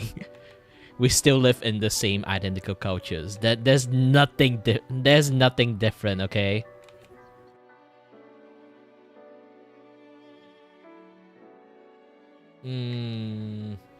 Singapore generally is famous for having smart people in there. Because it's so fucking competitive in a tiny island, okay? So lots of people like value Singapore as like the way they output intelligent people is much more higher rate because it's such a small country. Try to think of this. Malaysia can also output talented people, but the problem is the rate of talented people we can output because our country is kind of bigger than Singapore, no matter what you can see it. So, but in our education systems, a lot of this and that, ding ding dong dong stuff, and then like, it's really wildly inefficient. So the less smarter people is actually more output more than the smart people that is going to output from the education systems. So in Singapore, okay, they have a much more better education systems benefit, and then so they output more elite people out. It's kind of like thing like it's like a country of talent. Yeah, that's the thing. It's just more or less, if you want to say what Singapore contribute a lot, why they are like GDP is such a high, such high rate, is just that because they export talent.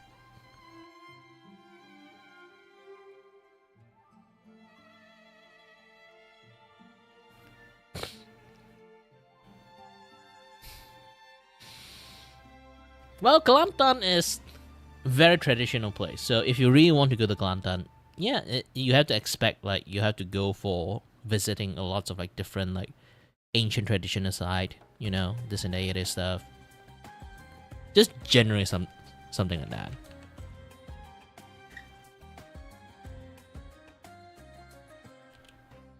Every country have their like, you know, have like one spot is like super traditional, no matter how further the age like passed. Like Kelantan is actually like Malaysia's side for that.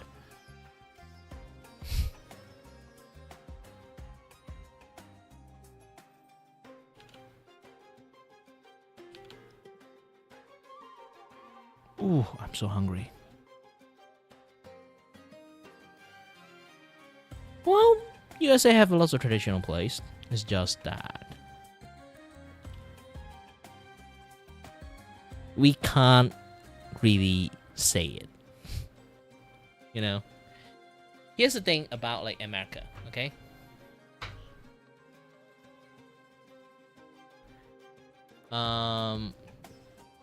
America, when you take a look about like the time they fought against the British, okay? Those were like multiple generations. Itself, you can say the start of like American history is like around that time. I won't really say around the time that British colonizations around that time considered as one, but I would say anything after the British colonizations is that history.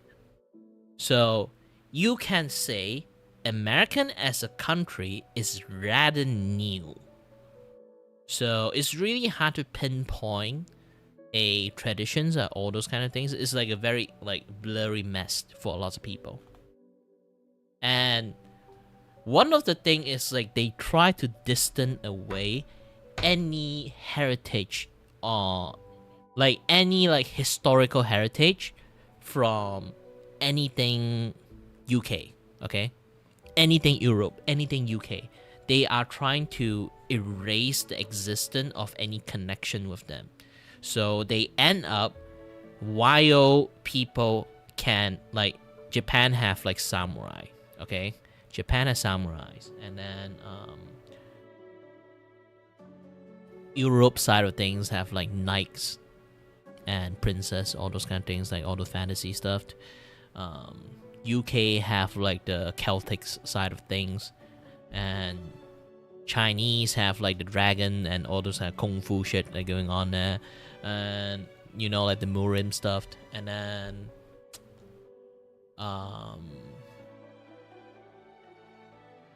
Malaysia with like the long year of histories of like how it become it from like a trade state, trading like tiny trade state to like an entire country.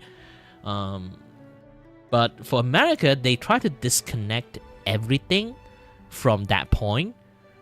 So you can see like they essentially is like anything they develop around the time of their, like, you know, when Americans being a thing is historical place. So if you really want to say like Mount Rushmore, those kind of place, yes. And then like the place they start to do the Science Peace Treaty, Civil War, all those kind of things, yeah, it's technically their history, but for some reason they don't really see it as their history. So again, it become like a blur line of like they thought they don't have any history. They have. They just simply do not look at it as a history. Try to think about this. Why, you know, like why in like UK language and US language is so different? Like we say, they are like, you know, roadside, and then there's pavement, there's like trash can, and then there's dustbin, and then there's like lift, and then escalators, and then like ground floor, and then the ground floor is like different ground floor, those kind of things. It's like the reason of it is again like US is trying their fucking best to be different, you know? Yeah, aubergine and like eggplant, squash and juiced. So again, like it's a very different thing. It's like they trying their best to distance away from what they actually have heritage of. So now they feel like they don't have anything.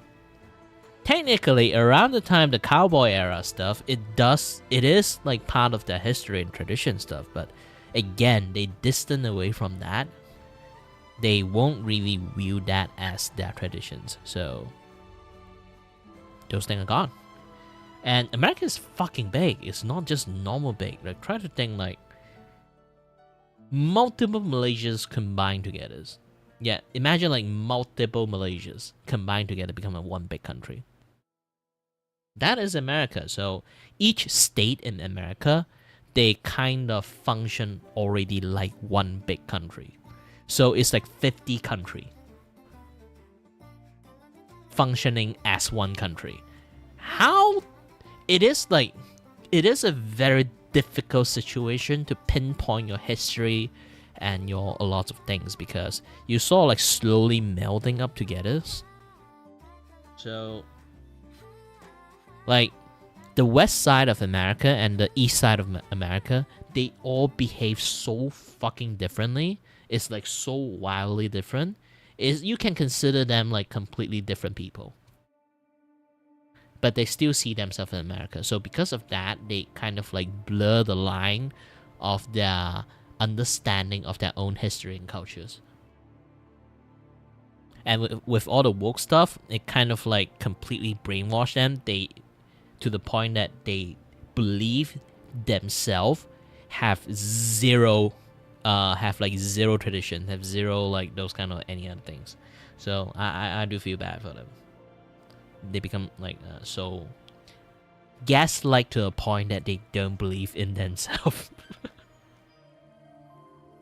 Yeah, the entire woke stuff, I feel like is just a fucking big ass gaslight program, and then they succeed at it. But not onto us, onto themselves, sadly. It's like they try to pull some side ops on like some different country, but they accidentally side op themselves.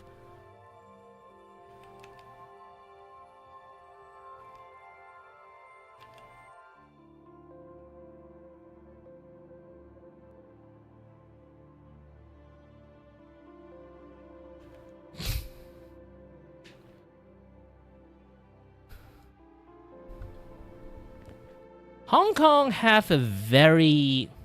I don't know about Macau, but Hong Kong, like, my understanding of Hong Kong is, like, so bizarre.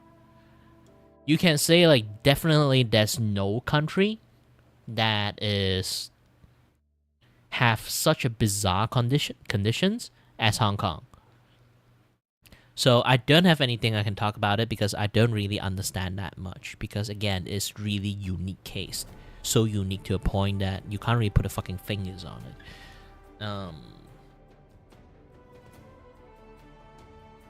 Hong Kong is like Malaysia's, okay? But the problem is, Malaysia didn't go back to Indonesia's. It didn't turn themselves into Malayas. It didn't turn themselves into this and that. It is stuff like, imagine like, Malaysia didn't get their liberty and stuff, okay? And then British just like left. And Indonesia's completely absorbed like Brunei, Sabah, Sarawak, the entire West Malaysia's. It's kind of like in that situations, okay? So Malaysia built up as a trade city around that time with Penang, Malaccas, you know, and like the Singapore, like all those kind of places, like they thrive because of that. And then they got like colonized, you know, technically become like they used to be like one stuff. I won't really say like Malaya back then would still consider itself fully as a country, because like there's so many king like sultan in like Malaysia's. You would say like each state of sultan, they would think themselves as like one big country. So it's a very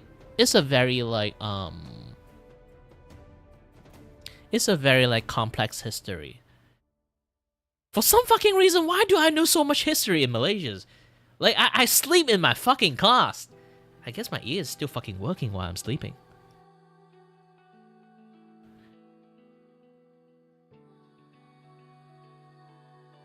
Technically, like, the complexity of, like, just going to say, like, long story short, the complexity of Hong Kong situations is quite similar to Malaysia's, but also in the same time, it's like, what happened if Malaysia went into Indonesia's?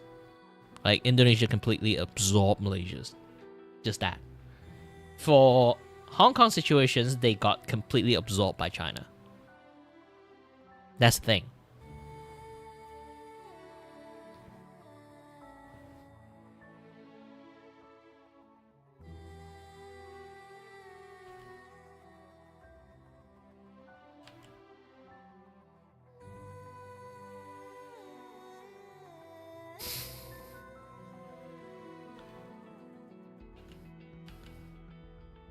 And then have fun in Pasar Malam.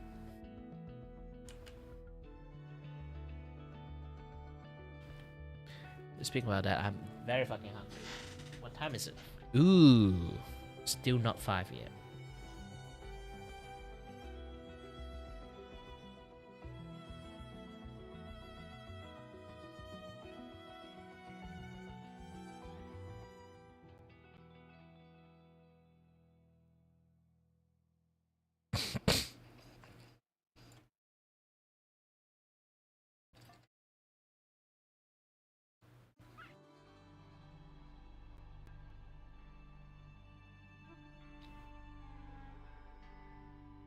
Okay, let's do some animation review.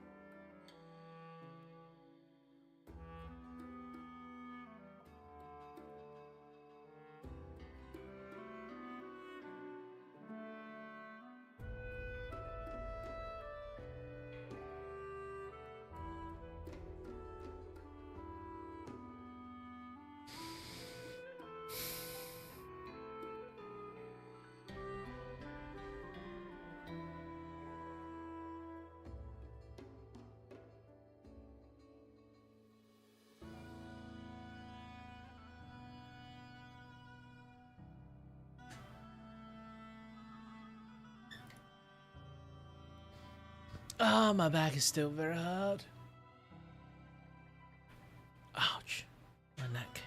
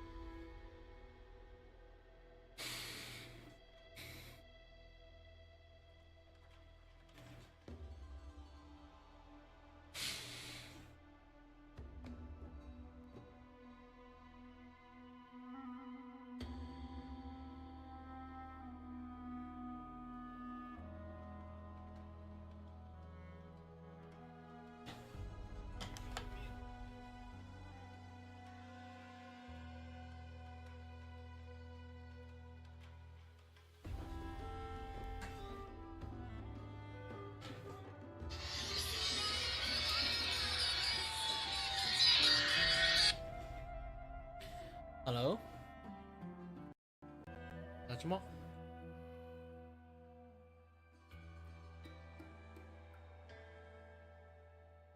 等下我晚上吃啊。我差不多5点就收工了吗？嗯 ，OK。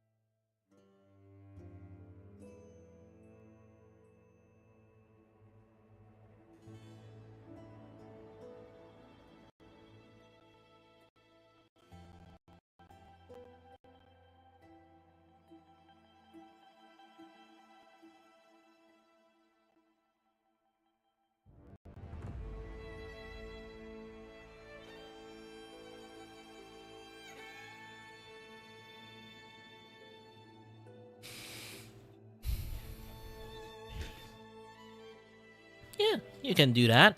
It's not that hard, actually. I did it before.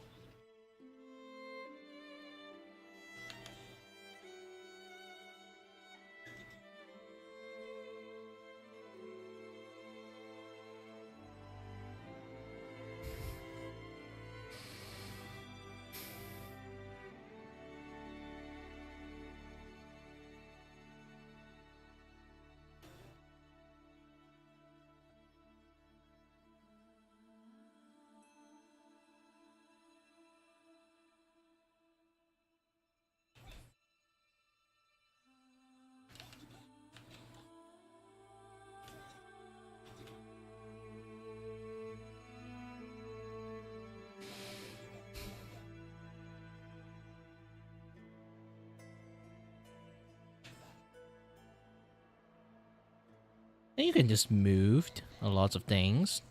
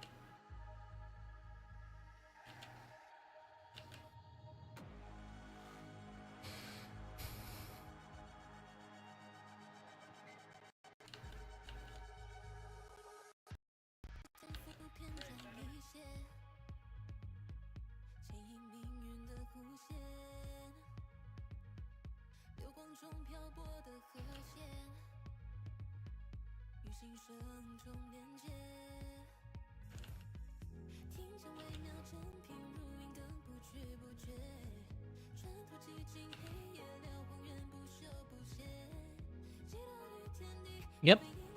Have fun with your work.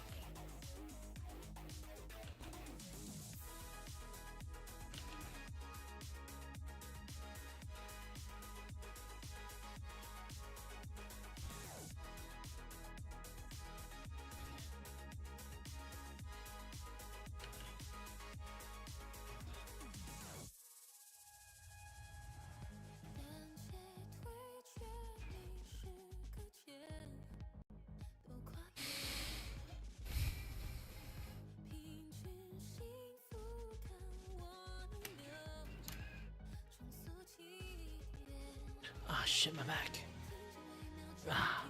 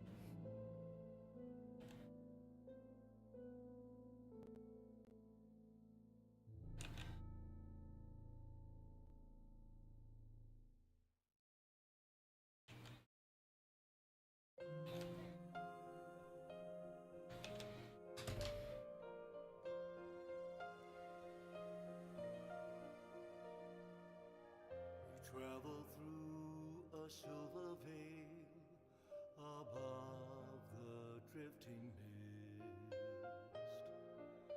A shining path, the stars revealed, Septimont in the rift.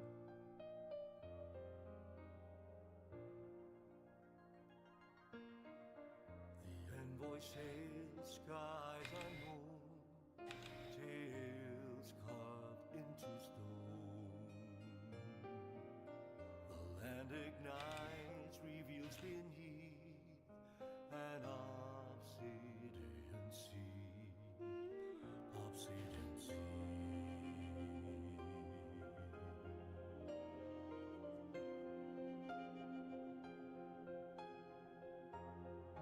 Griffins call,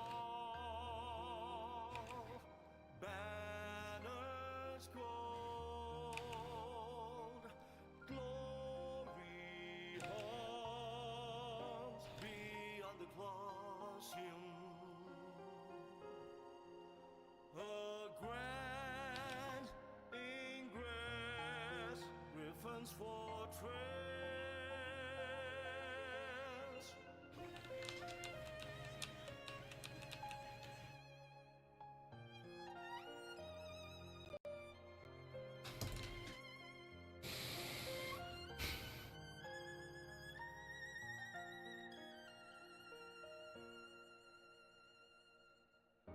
The eagle's nest where thunder sleeps in the solemn breeze. The stone still hung with ancient war and blood beneath the leaves, beneath the leaves.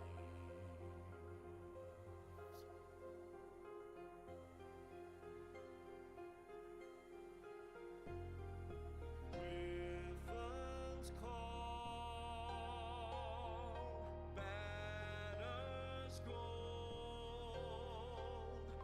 glory hums beyond the Colosseum. A vast and grand fortress of stone, a blessed caress, Griffin's fortress.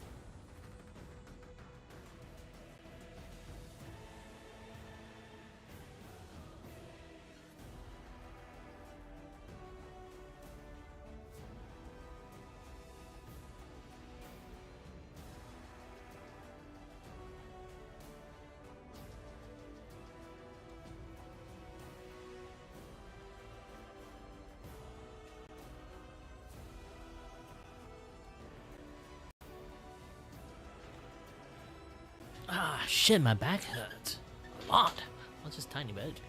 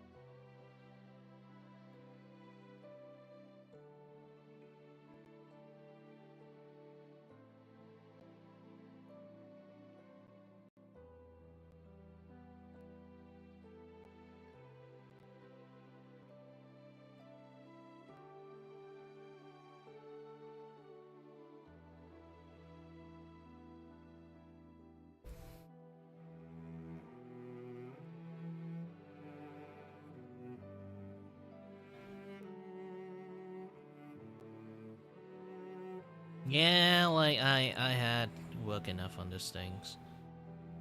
Even though I do more time on like chatting rather than like working, I do spend like a few focus time like on the working things. But I do took a break or two.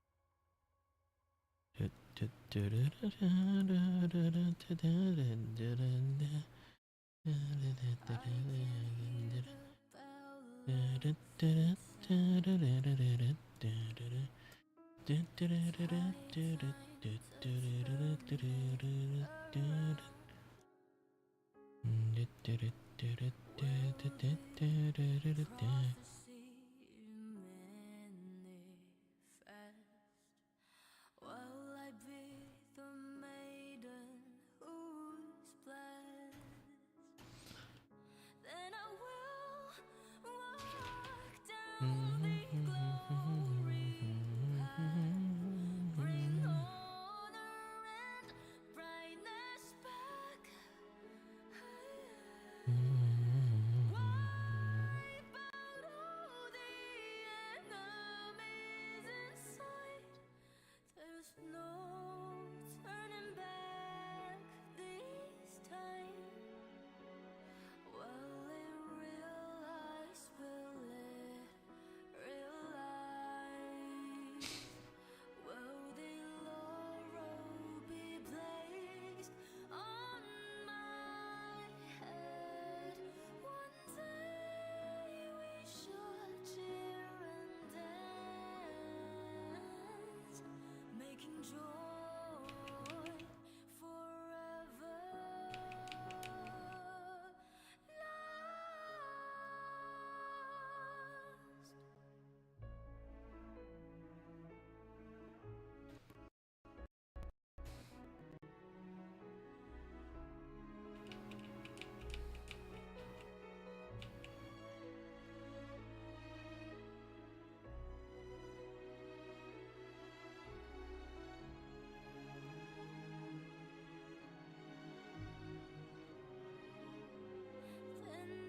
will walk down the glory path, bring honor and brightness back.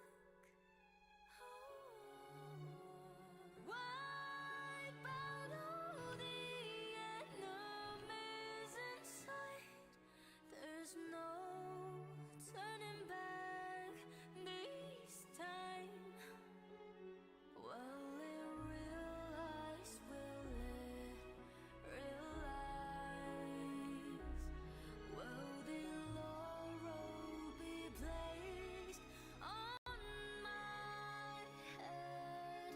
One day we shall cheer and dance,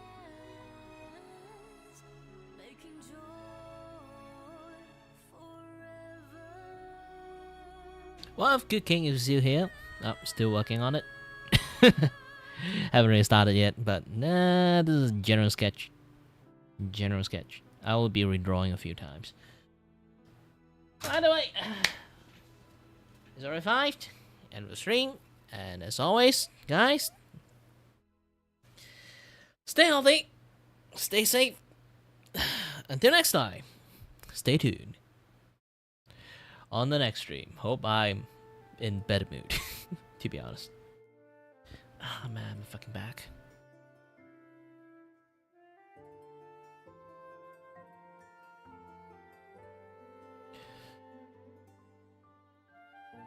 Ciao.